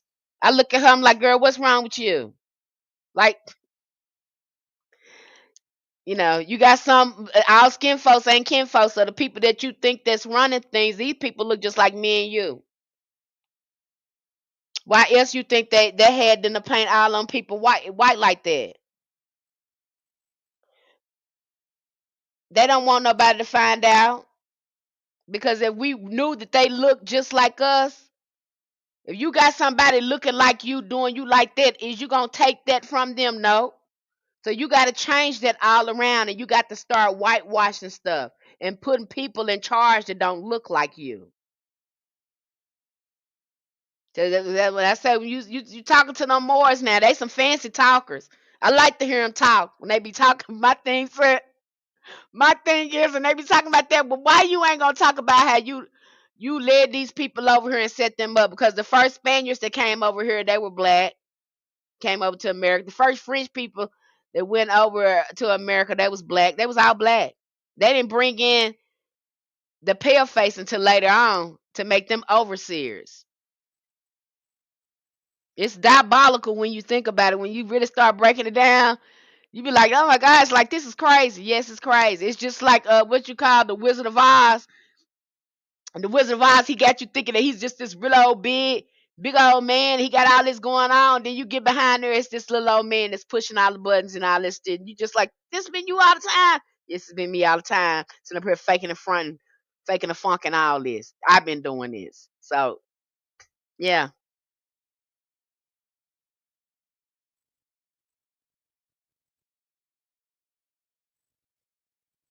Okay, so they got you thinking it's some people that don't look like the pale face doing this. No. What's standing behind the pale face is somebody look just like me and you that's ordering this. Why you think them Moors went over there what his name, George Washington helped them set that up. The Moors brought them over here. There were black Jews that were enslaving black people, believing they was dark skinned people. And then later on, y'all already seeing for yourself when they whitewashed Abraham Lincoln, and then they whitewashed King James. They white used they it's coming out now. Their veil is starting to fade. These people, you know, they the first one start that trafficking of women and children because they began to breed with these pale face people because they were attracted to the pale face women. They didn't want the great mother anymore. They had a fetish, I hate saying that, a fetish for the pale face women. You go back and do your research now. I'm just telling you what is out there. Yep, the Moors and where you think the Moors learning from? They learning from their great mother. That's just like you can go read the Africans who wrote the Bible. And this man breaks this down, how these Jews, these Hebrews, how the word what did he call them? They call themselves what they call they call themselves the breakaway people. I'm trying to remember the name that he used in the book. But anyway, they called themselves the breakaway people. They broke away from the divine feminine. They broke away from their great mother, these patriarchs that left out of Egypt. Okay.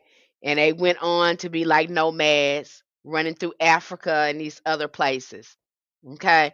But he breaks that all down there. They let you know that these so-called Jews or Hebrews, they started from Africa. He goes all the way back to the etymology, and he shows you the linguistics of who these men are. Okay. And when you go through that, it's going to give you a lot of insight about what's going on.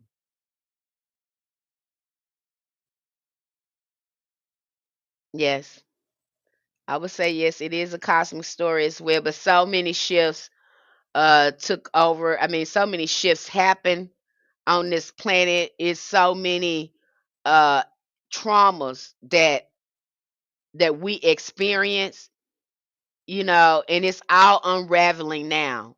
The unraveling is happening now as people begin to wake up. Where are these women now? Because I've experienced men speak on cosmic divine information. It seems to be more men speaking up than women. I mean, it's been women trying to speak up, but I think too we get shut down with these red pill and blue pill, podcasts with these men. I think there is a lot of other women that's coming forward, and I believe that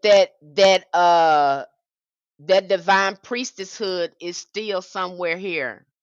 I don't think they just eliminate her because of some of the things I've read in Revelations. I believe that this divine priestesshood is still somewhere here on this planet. Okay. That's what I think the Holy Grail was about when they call themselves trying to find the Holy Grail. They got you thinking the Holy Grail is this cup or whatever, when really the Holy Grail was about this bloodline. Again, these are esoteric. They try to hide them with this esoteric occult meaning, but I think that's what the Holy Grail was all about.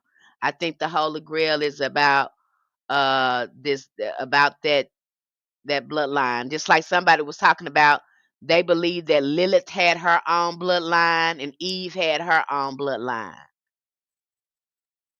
See, there was a lot of priestess on this there was a lot of priestess on earth back then. There was a lot of priestess orders. When you go back and look at Medusa, They mentioned her because she was important. They wouldn't mention these people if they were not influential and had power. They're not going to mention a woman unless she has some power. They have no other choice but to mention her. They have to mention her. I think another good thing to look at, really look at those shows when you have, what's that wizard name? Marin, Myron. What's that wizard name? Go back and look at that wizard show about Myron or whatever his name was. This wizard, but this wizard was really going up against all these powerful witches, priestess that they were trying to get rid of.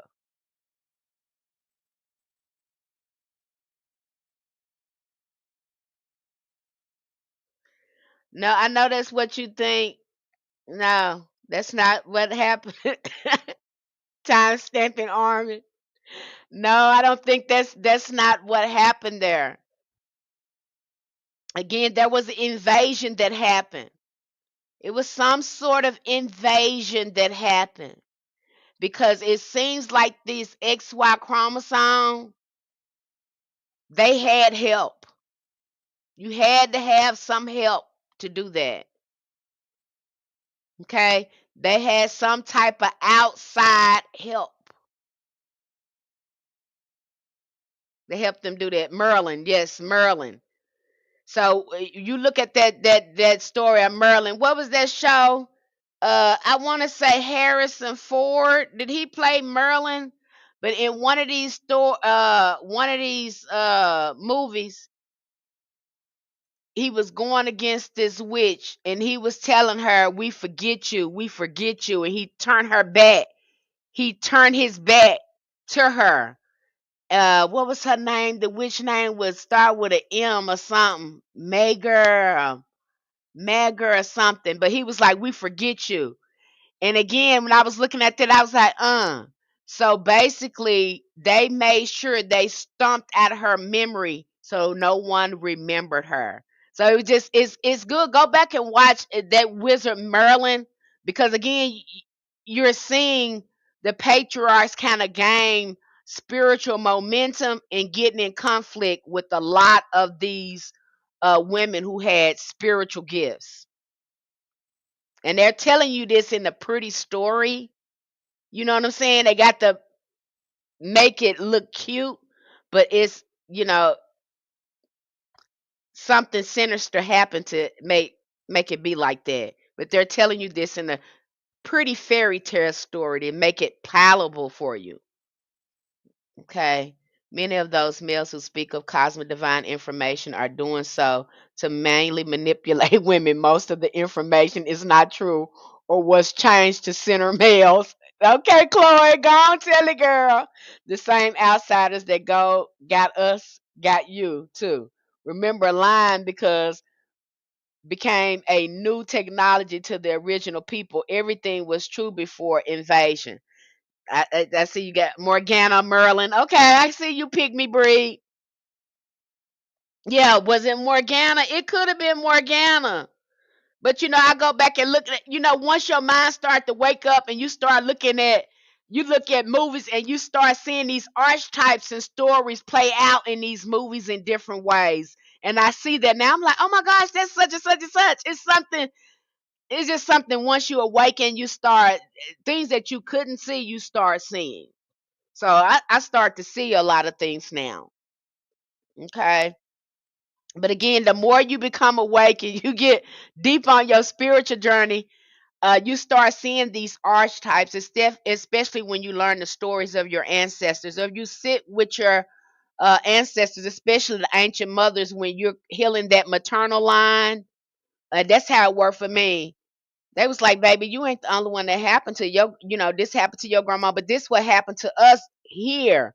And I'm like, "Oh my God." That's like, oh my God, all that shit is up. And they was like, "Yeah, all this is in there, baby. This is what happened to us. This is our story. And this is what we need you to be aware of. We need you to heal from. You're not just dealing at the trauma, that was done in the immediate family. That stuff was passed down. And it happened to us on our line again. Listening to your mother's story, and then I think it's a good deal, get a good idea too, for men to listen to their father's story. You need to know what kind of trauma is being passed on to you. And I like that, uh who was what's the man name? I don't even remember his name now, honey. Charleston White, Charleston, whatever his name is, honey. He just out and told you that men ain't nothing. You understand me? Some of these men telling you what it is. I'm glad they talking, because again, they're talking. They need to find out where they come from like that, because that's an old age wound. They like that because they daddy was like that, and they daddy was like that. Again, they need to find out where that's coming from and go deeper.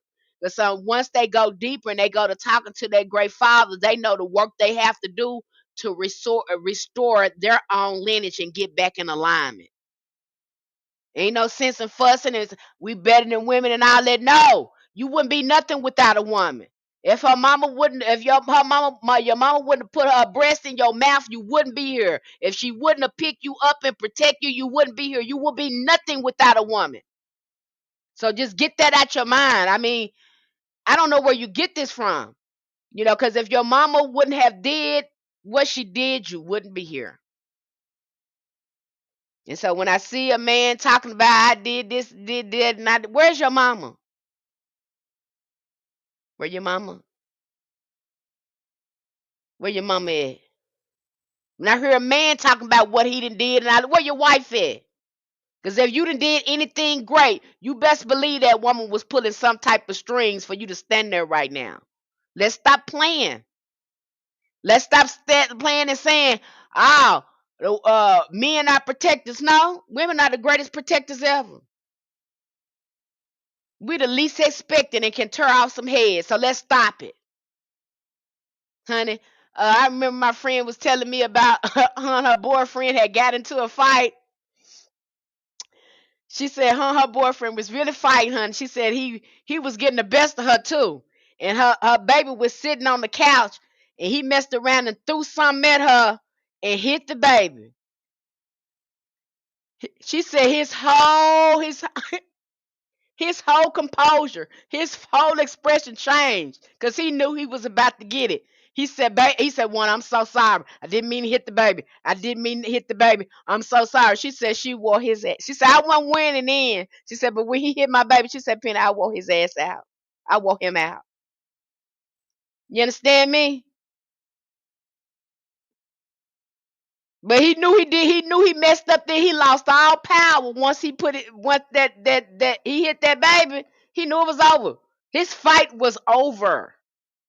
It wasn't no more fight in him. He saw in his face he wasn't gonna win with her.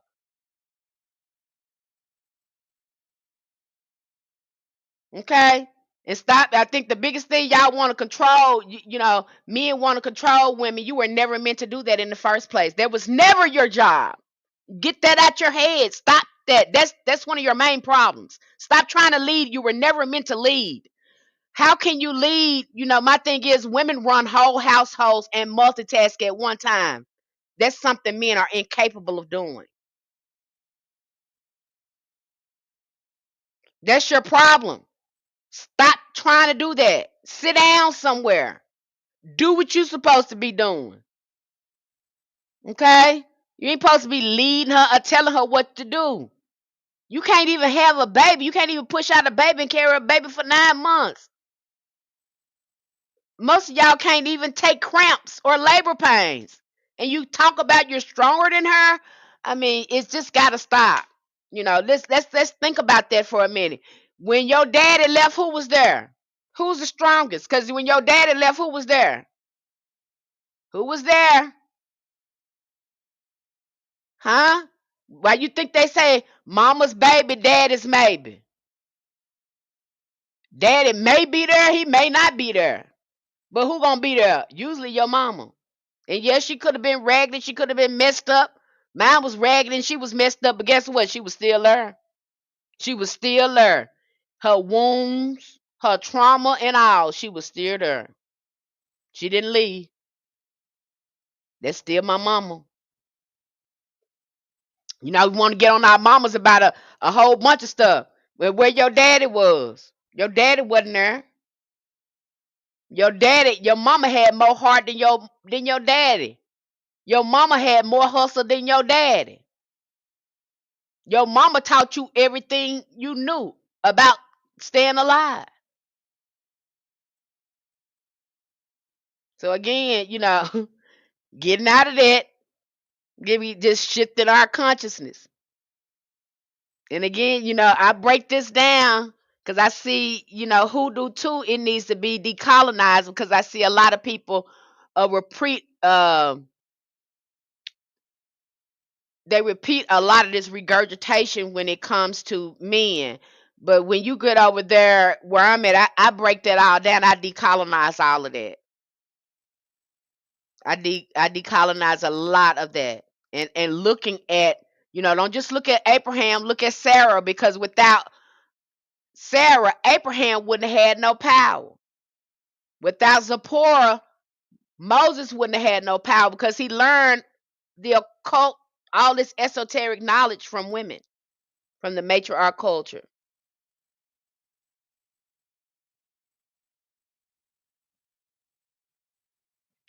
That's not masculine energy.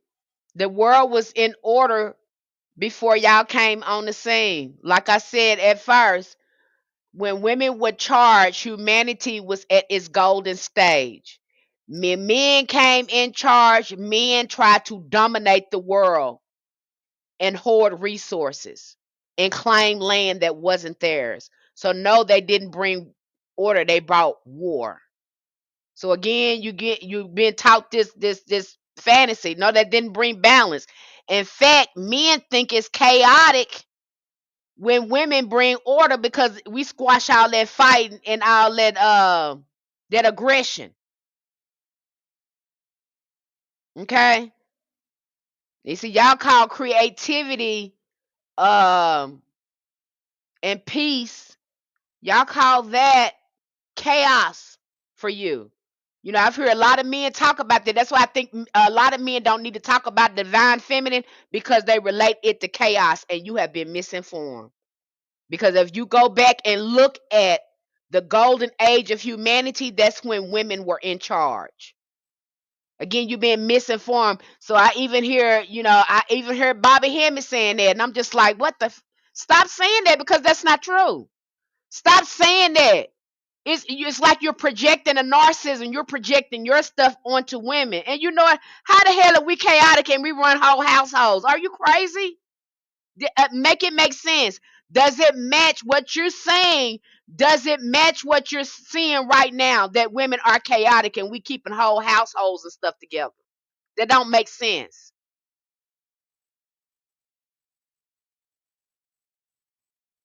Okay? It don't make sense. Men didn't do that. I know you want to believe that because men have been that's why they need to be quiet when they telling the story of humanity because you don't give birth to children. So why are you talking about humanity? You ain't birthed no child, so just be quiet. And when you do talk, you're going to tell it wrong every time. Because you don't give birth to children. You don't raise children. You don't stick around to raise children. So why would you be telling the story about humanity and you never birthed one child? Be quiet. Sit down. Have a seat. Have a seat.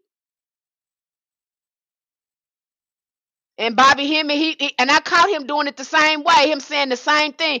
And it's something about y'all ego. I don't know what it is about that. But every time you explain the divine feminine, it doesn't match what you're saying because if we bought chaos, don't you think our houses and stuff would be chaotic?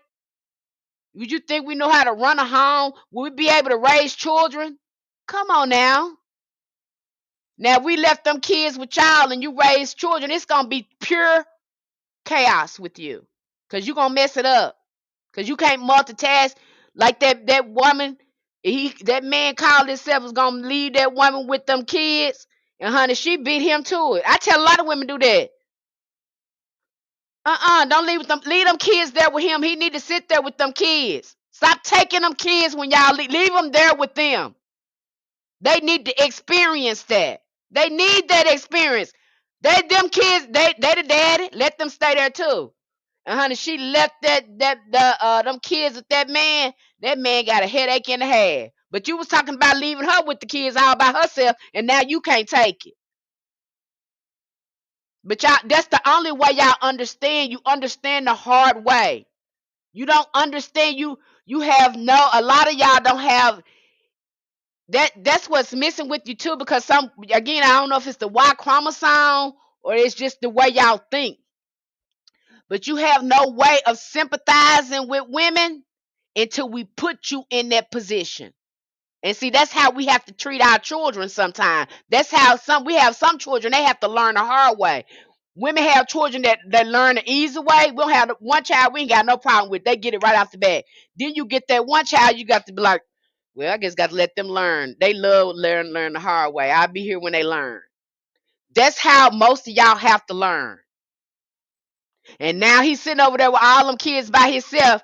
And now he begging her to, when you gonna come pick up the kids? I want to go do this. I'm not coming. And that's how it need to be. I'm not coming. Leave those kids there with those men. The minute they act like they want to leave, or he done had, you got more than 3 kids by him, you better leave them kids with him.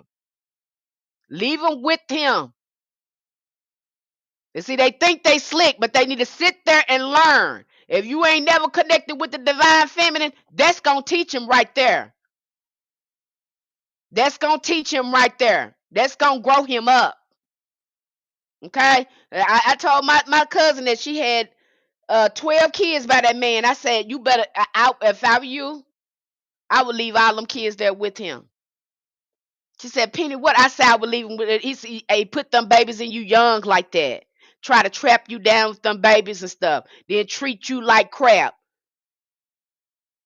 Leave them kids there with him. I would do it, baby. They're gonna be all right. And mind you not, he had 20 other children. He had 20 other children. On top of the 12 he gave her. They know what they doing. Leave them children. You say you wanna, y'all love to spread your seed. You need to see the repercussions of it, what it is. Okay? Sit there and figure out how you gonna feed all of them, tend to all of them, be there morally for all of them. That's what you need to do. And I recommend that for women. You know that man that put more than 3 children in you, baby, just get up and go. Leave them kids there. He needs to experience that.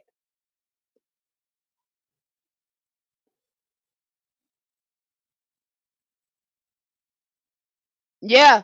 I'm telling you, they siphon energy again. Like I said, I have so many um theories with that. It's almost like, is the Y a parasitic thing? That's why I say, is it a broke X or is it a parasitic gene? Whatever. Again, I have to look upside their head, some of them, because they fight to try to have this power. You're chaos. I can lead. I'm more powerful. I can fight. I'm the protect. Boy, you got to do all that when I was your mama was your first protector. Your mama probably bust somebody in the head about you, honey. She'll fight harder than your daddy would.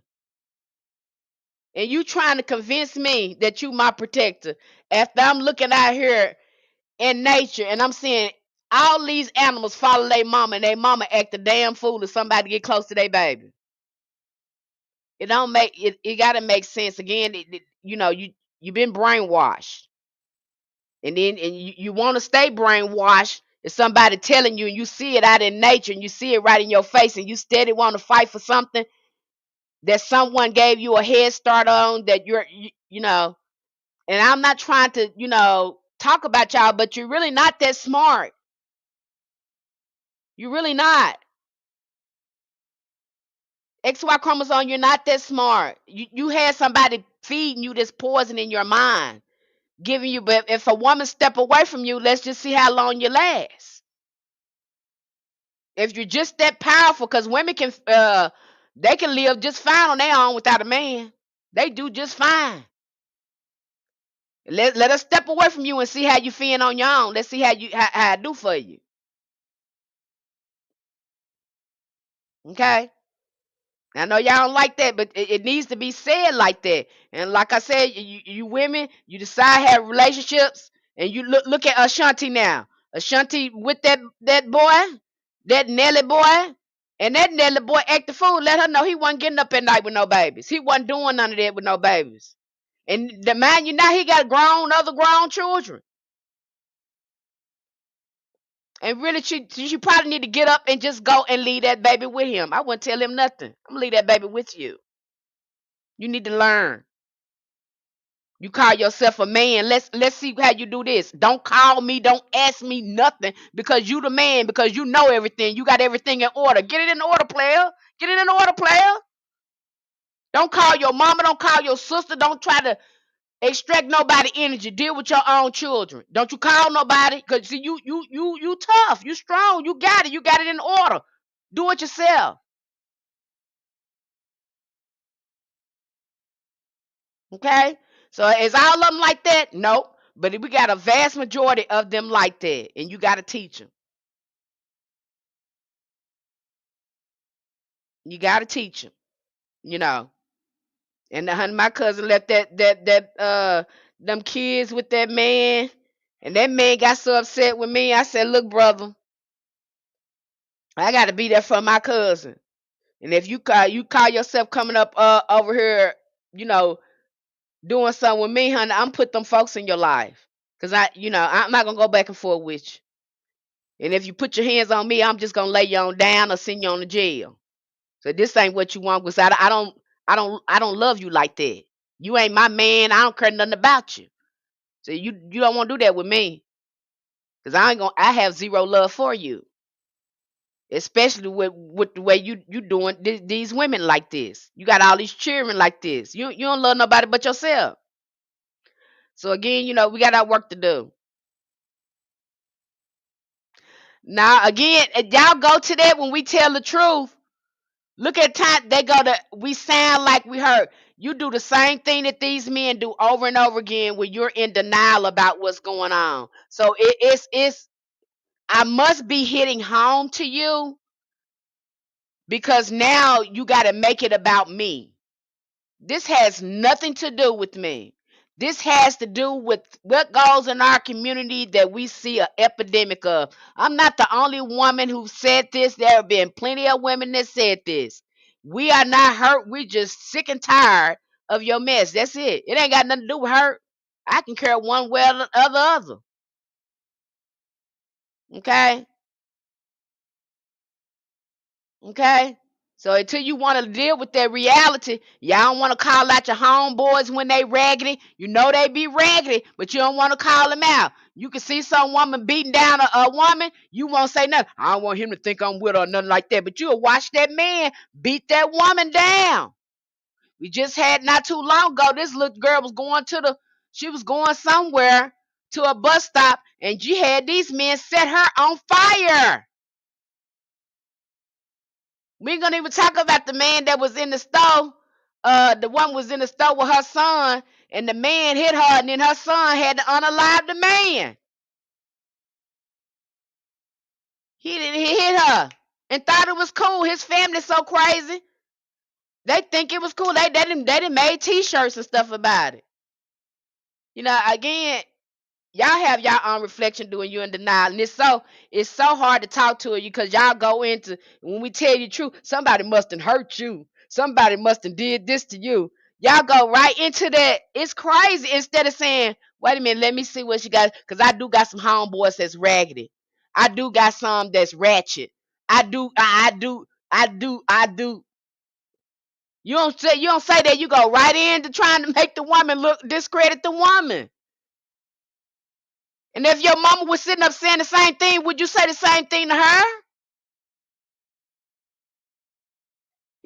That's the thing to get me mad. I don't like talking to y'all. I really don't like talking to the XY chromosome. I really don't like talking, because it's some of y'all, it's something wrong with you. I'm saying you can't get no, it's something wrong with y'all. That's why I tell some women that just don't even talk to them. Let them come up with their own. It's all of them like that. No. I know a lot of these men are waking up. They're embracing the divine feminine. They understand. They get it. But I can tell the ones who don't get it. because they'll continue to project and not want to take accountability or try to make this stance that they, you know, I don't know, they got this power or something.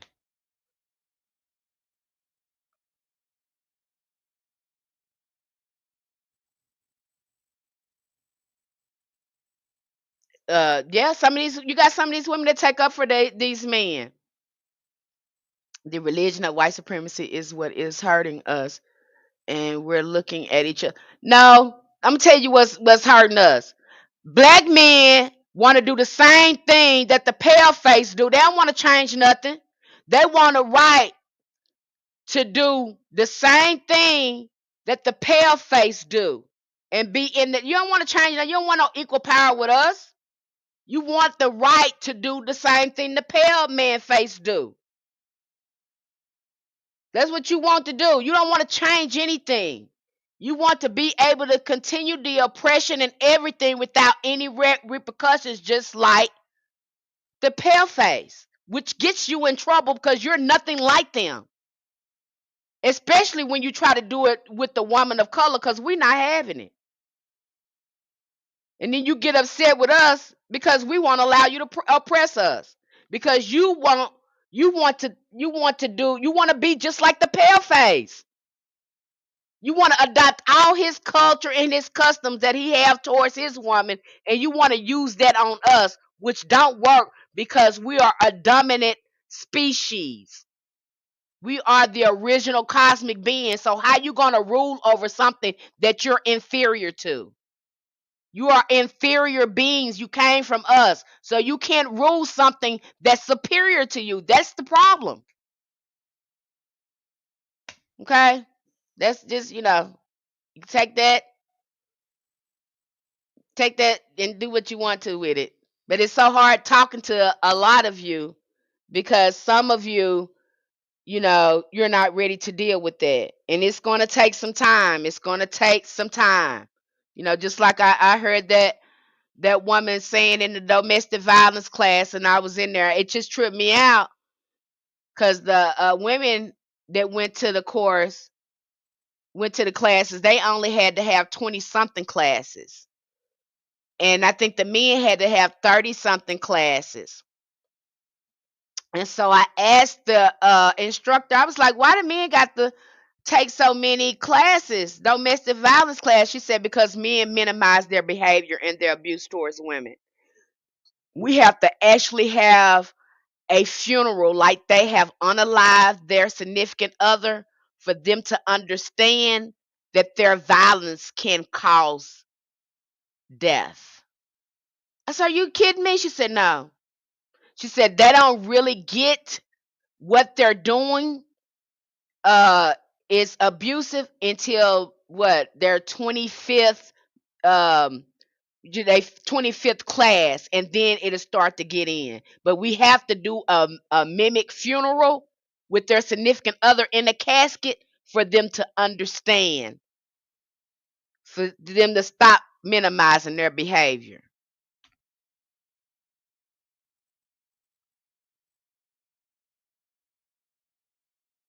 We got laws for men,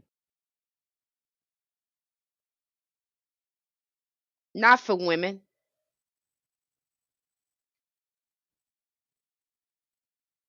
Okay.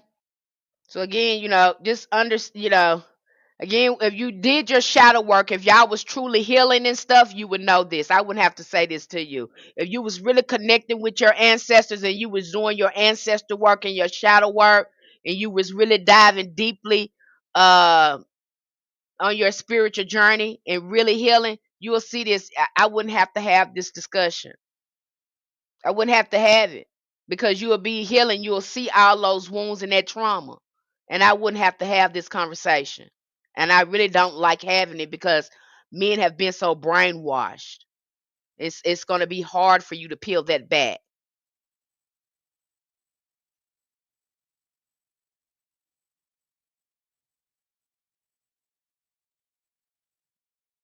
I don't know. Shanti, she didn't know. I don't know what's going on there. Um, but sometimes when we turn back, try to reach back and get something that was old. She should have left that closed. I don't know what's going on there, but again, he's showing her who he really is. And I think if women would start being more radical and start leaving them babies, that don't get them no choice, don't ask them nothing. Just start leaving them babies on there and say, them that's your baby too. What you talking about? You can't babysit your own child. What are you saying? Get up, leave, go away. Do the same thing they do. Go get a life. Like they have a life, go get you a life too. Take care of mama. Mama, you take care of yourself. Wow, them having to all that is crazy. You know? So y'all take care of yourself. Now again, if you get over there, I break all that down for you. If you was going Patreon, we decolonize that. That's one of the first things that you go through when you're doing your shadow work. We talk about that.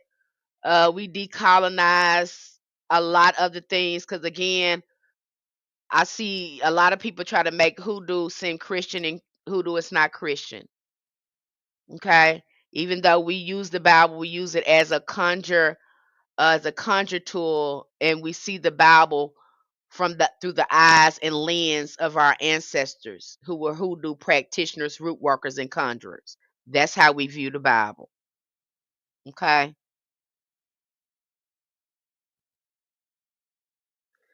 Again, time stamping army. You got some raggedy friends. Stop pretending like you ain't got no ratchet friends. Y'all love to pretend like y'all ain't got no ratchet friends. You got some friends, some homeboys or whatever that's ratchet. So it may not be you, but it's somebody you know that's like that. Then you can stop playing with us. I know you got some homeboys out there that's ratchet, that's raggedy like that. And y'all don't like calling each other out. But I know you got some homeboys like that. You can stop pretending. And they love to send too. Oh, he a good dude. No, he be raggedy, honey. No, some of them be raggedy. Yeah, and it's just an epidemic now because a lot of women is just saying no. A lot of women just saying, "Hey, we don't even want to do it. We're just gonna be single." And again, a lot of healing has to take place. A lot of awareness needs to come in.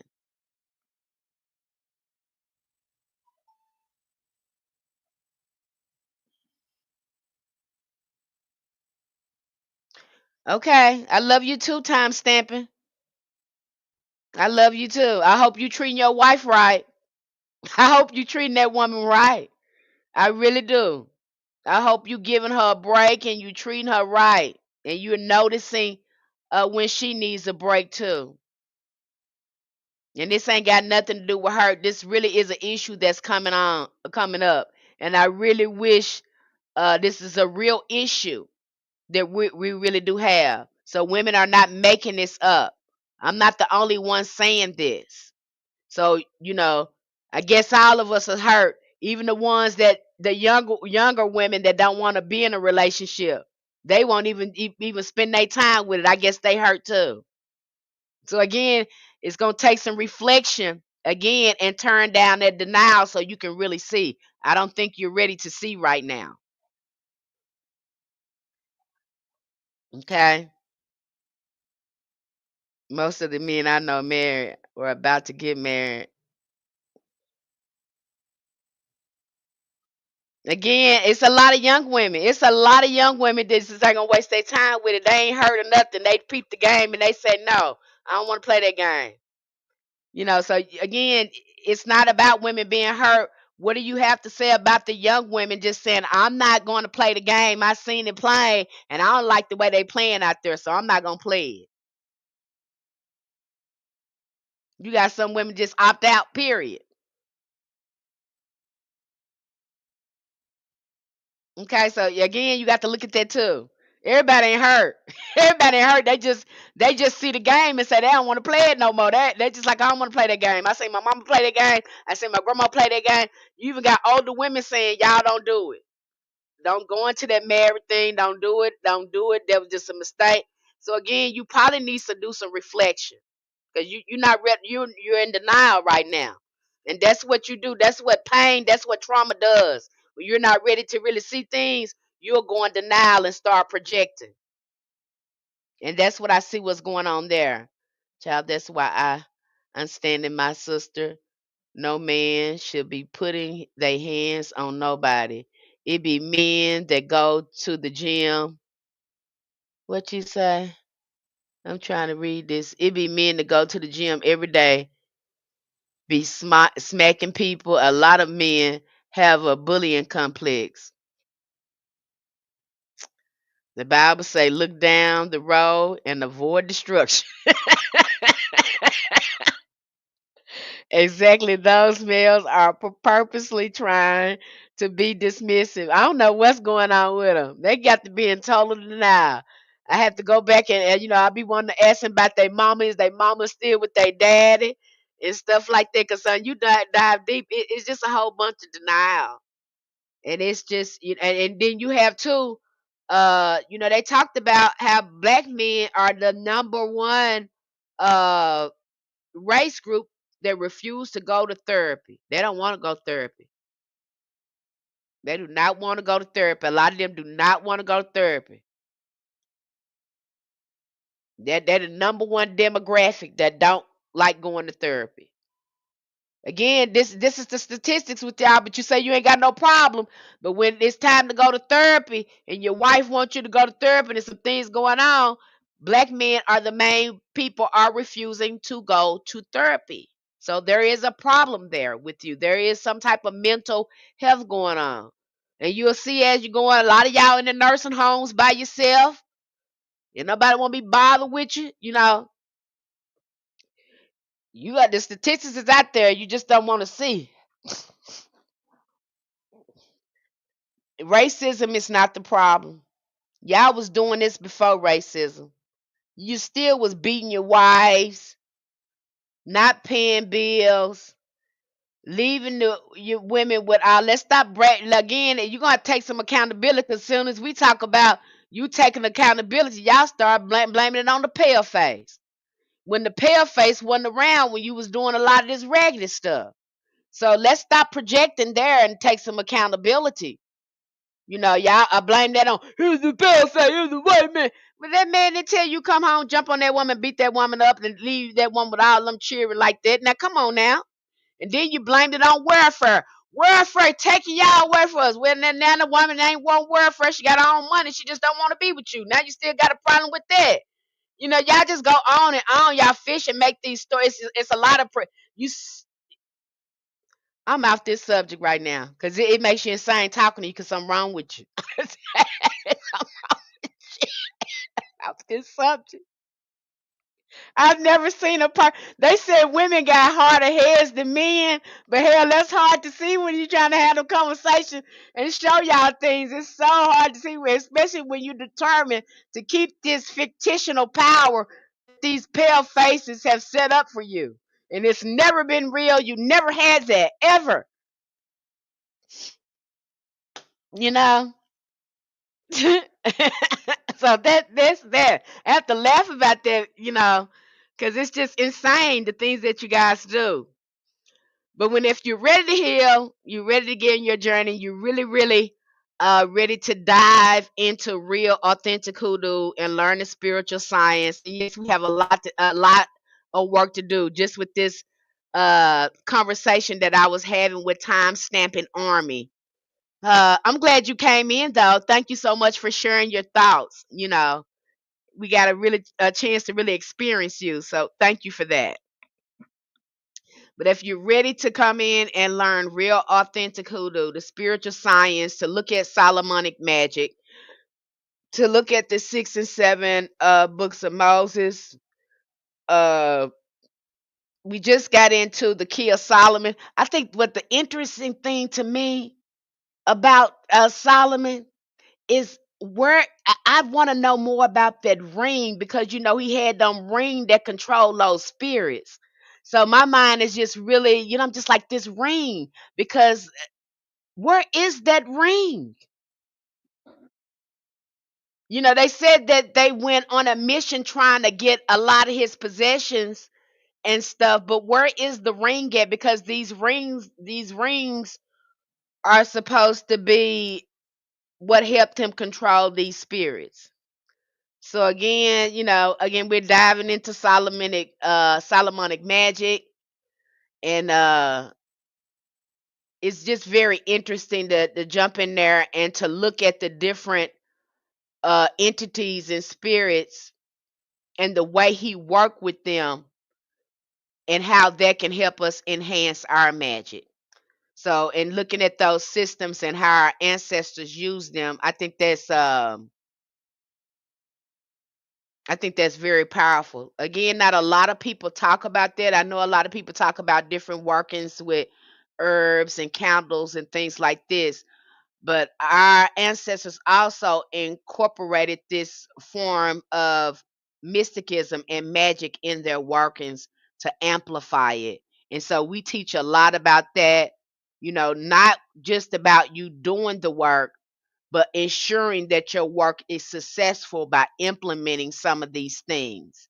And I've never heard to I haven't seen too many people talk about that. I've heard them talk about psalms. um I've heard of them talk about getting up in the morning doing certain things, which that is a good thing. But again, this is a scientific approach, and just the full approach of doing workings, how you would even start doing workings by calling on your ancestors, by doing the cleansing and preparing yourself. Do you need to fast for a couple of days? What type of energy, elemental energies, are you going to be working with? So all of those things should be considered when you're doing any type of workings. All of that makes a difference.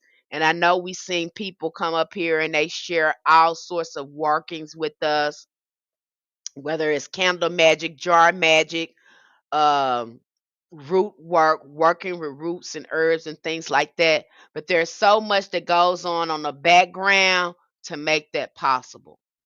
Okay. And it has a lot to do with alignment. Does anyone, hey, how you doing, Marlo Tyson? Does anyone have any questions for me? I've been on here for quite a while. Does anyone have any questions for me before I shut it down?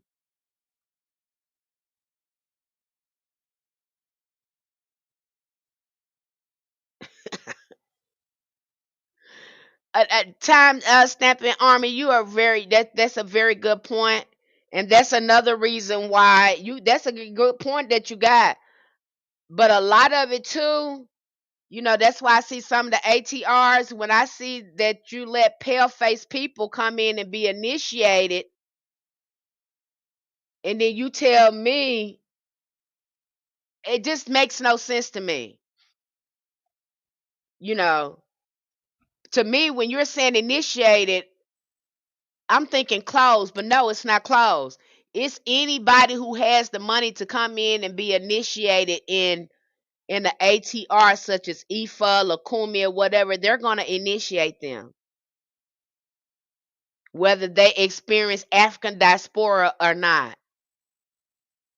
And for hoodoo, it's not that way.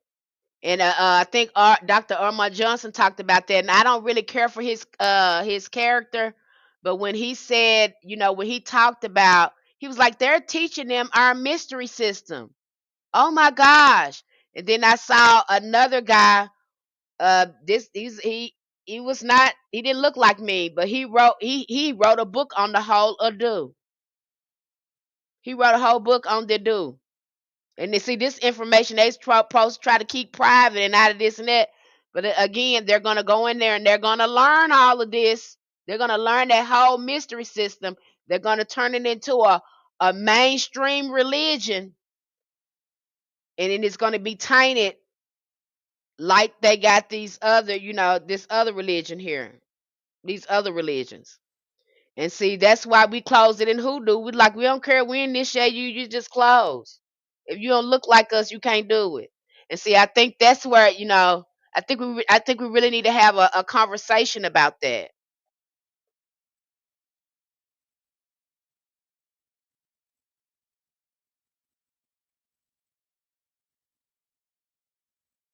Yeah, I heard about that.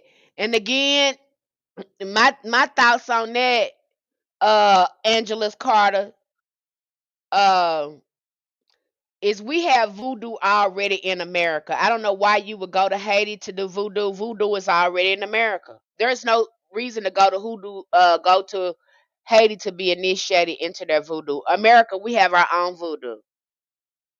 We talk about that over there on Patreon. I show you that we got our own voodoo. There's no reason to go. I don't know where that's coming from. And again, I think they make it, people want a trend, and people make it look so cool and all that, and then we're trying to, get back the knowledge that our ancestors left, so we think that we should go over there and be initiated, but that's their ancestors on their land.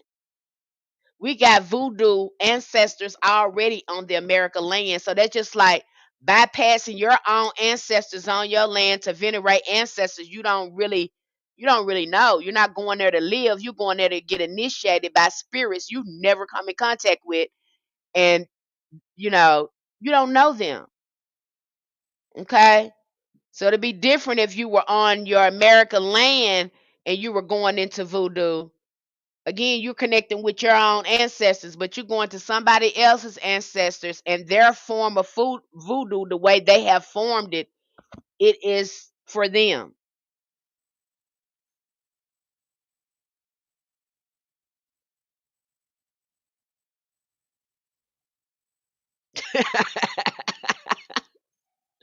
But time stamping army, he fighting in them comments. He fighting in them comments. I gotta give it to you, boy. You fighting in them comments. Yes. So I don't think we think about that, and that's so important.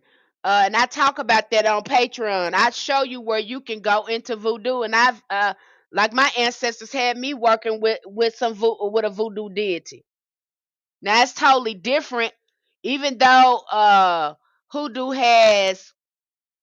it's got some Christian elements to it. It has Native American elements to it, and then it has our ancestor elements to it as well. We still can work with these deities, but I don't advise anyone to start putting it all on one altar. No, it needs to be, the systems need to be separated. you know if you're going to work with the voodoo deity, it needs to have its own altar. If you're going to work with the Orisha deity, it needs to have its own altar and its own place. Okay. And before you do any of it, again, ask your ancestors, because they're going to guide you where you should go when it comes to working with these different systems. Okay. When it comes to working with these different systems, then they're going to guide you. But you have access to that, and we break all of that down over there. That's why I don't be understanding when they be like, you need to be initiated. I'm like, who you talking to? Because I know you ain't talking to me. But they be talking to us. I be like, I know you ain't talking to me. I know you ain't talking to me, telling me I need to be initiated, and all the blood my ancestors shedded. Are you crazy? Is something wrong with you? Have you hurt your head? Something wrong with you, right? See, some be disconnect. I think that religion, once we get into a religion, it kind of makes us delusional and crazy. I don't like that hoodoo versus voodoo talk, because that's about people be talking and filled with ego. It's, that they be into that initiated thing. They have gotten themselves so caught up in that religion thing, and it's not, it's not about being against anything.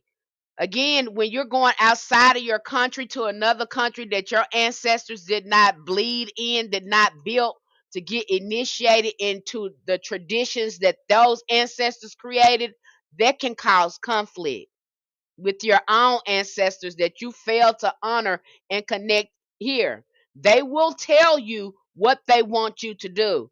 But if you're going out trying to jump into these initiations and stuff like that, and you ain't talk to your ancestors, I don't advise it. I ain't gonna do nothing without my ancestors.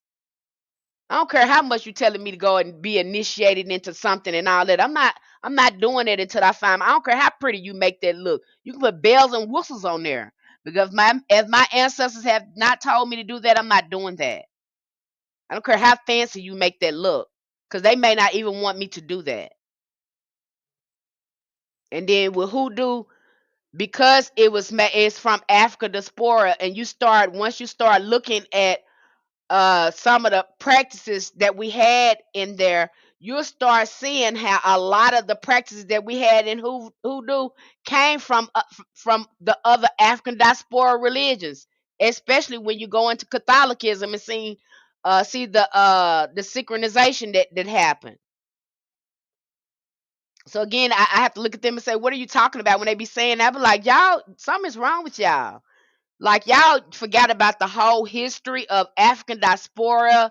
Y'all done got so hooked on this religion and trying to, it's like the Christians trying to get you converted into their religion. That's how they're using this initiation. So we definitely gonna have a sit down and talk.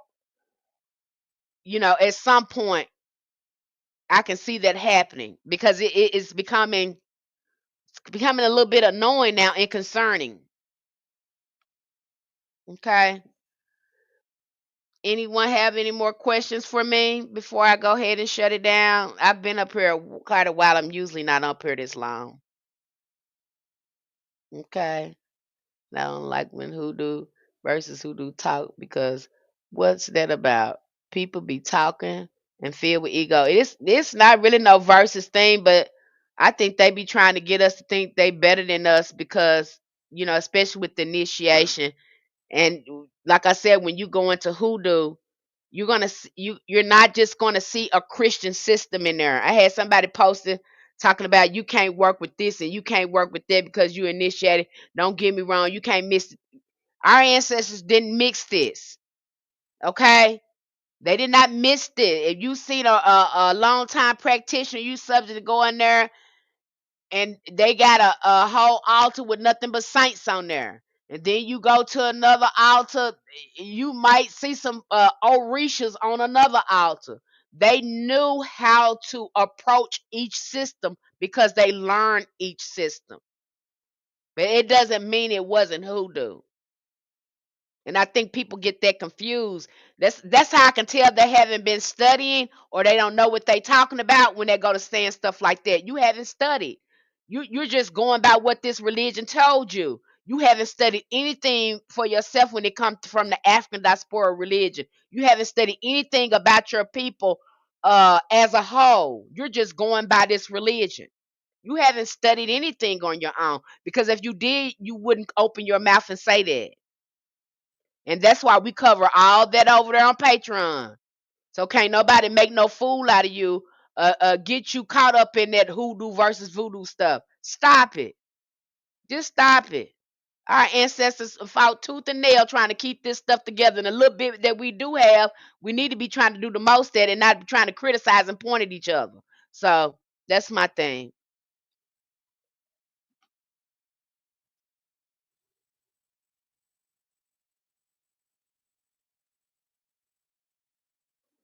Yeah, we all connected. You kind of see a little bit of that Anglos. You'll see some of that that happens. I know I see a lot of it on TikTok. And I see it more with the younger people. Now I had one lady that was doing it, and everybody followed that lady too. Honey, I feel I don't even know what to say. I'm just baffled by that. And she do it. She thinks she the police up for their reach. I had to ask her, is that what Oshun wants you doing? Oshun told you to go out there and start policing people and tell people what they can and can't do with their spiritual practice. If you serve her, don't you need to be busy serving her instead of getting in people's business? She really wants you in people's business.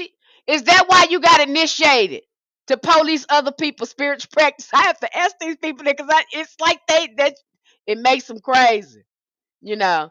And they got one on TikTok like that, and she didn't got into it with not just her, but she's had differences with other people too, trying to police people. But she been on TikTok so long, uh, people give her a pass with that. You know, she got a lot of followers, so she got a lot of fanatical people that's going with her with that. So you see that.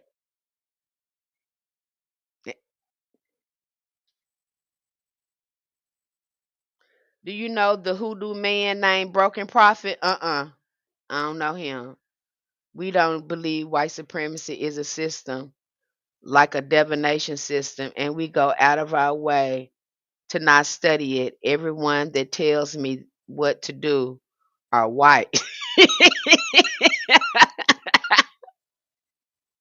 Do you know the hoodoo man? I don't know him. But go ahead and leave and enjoy your weekend, girl. Okay. I see y'all soon.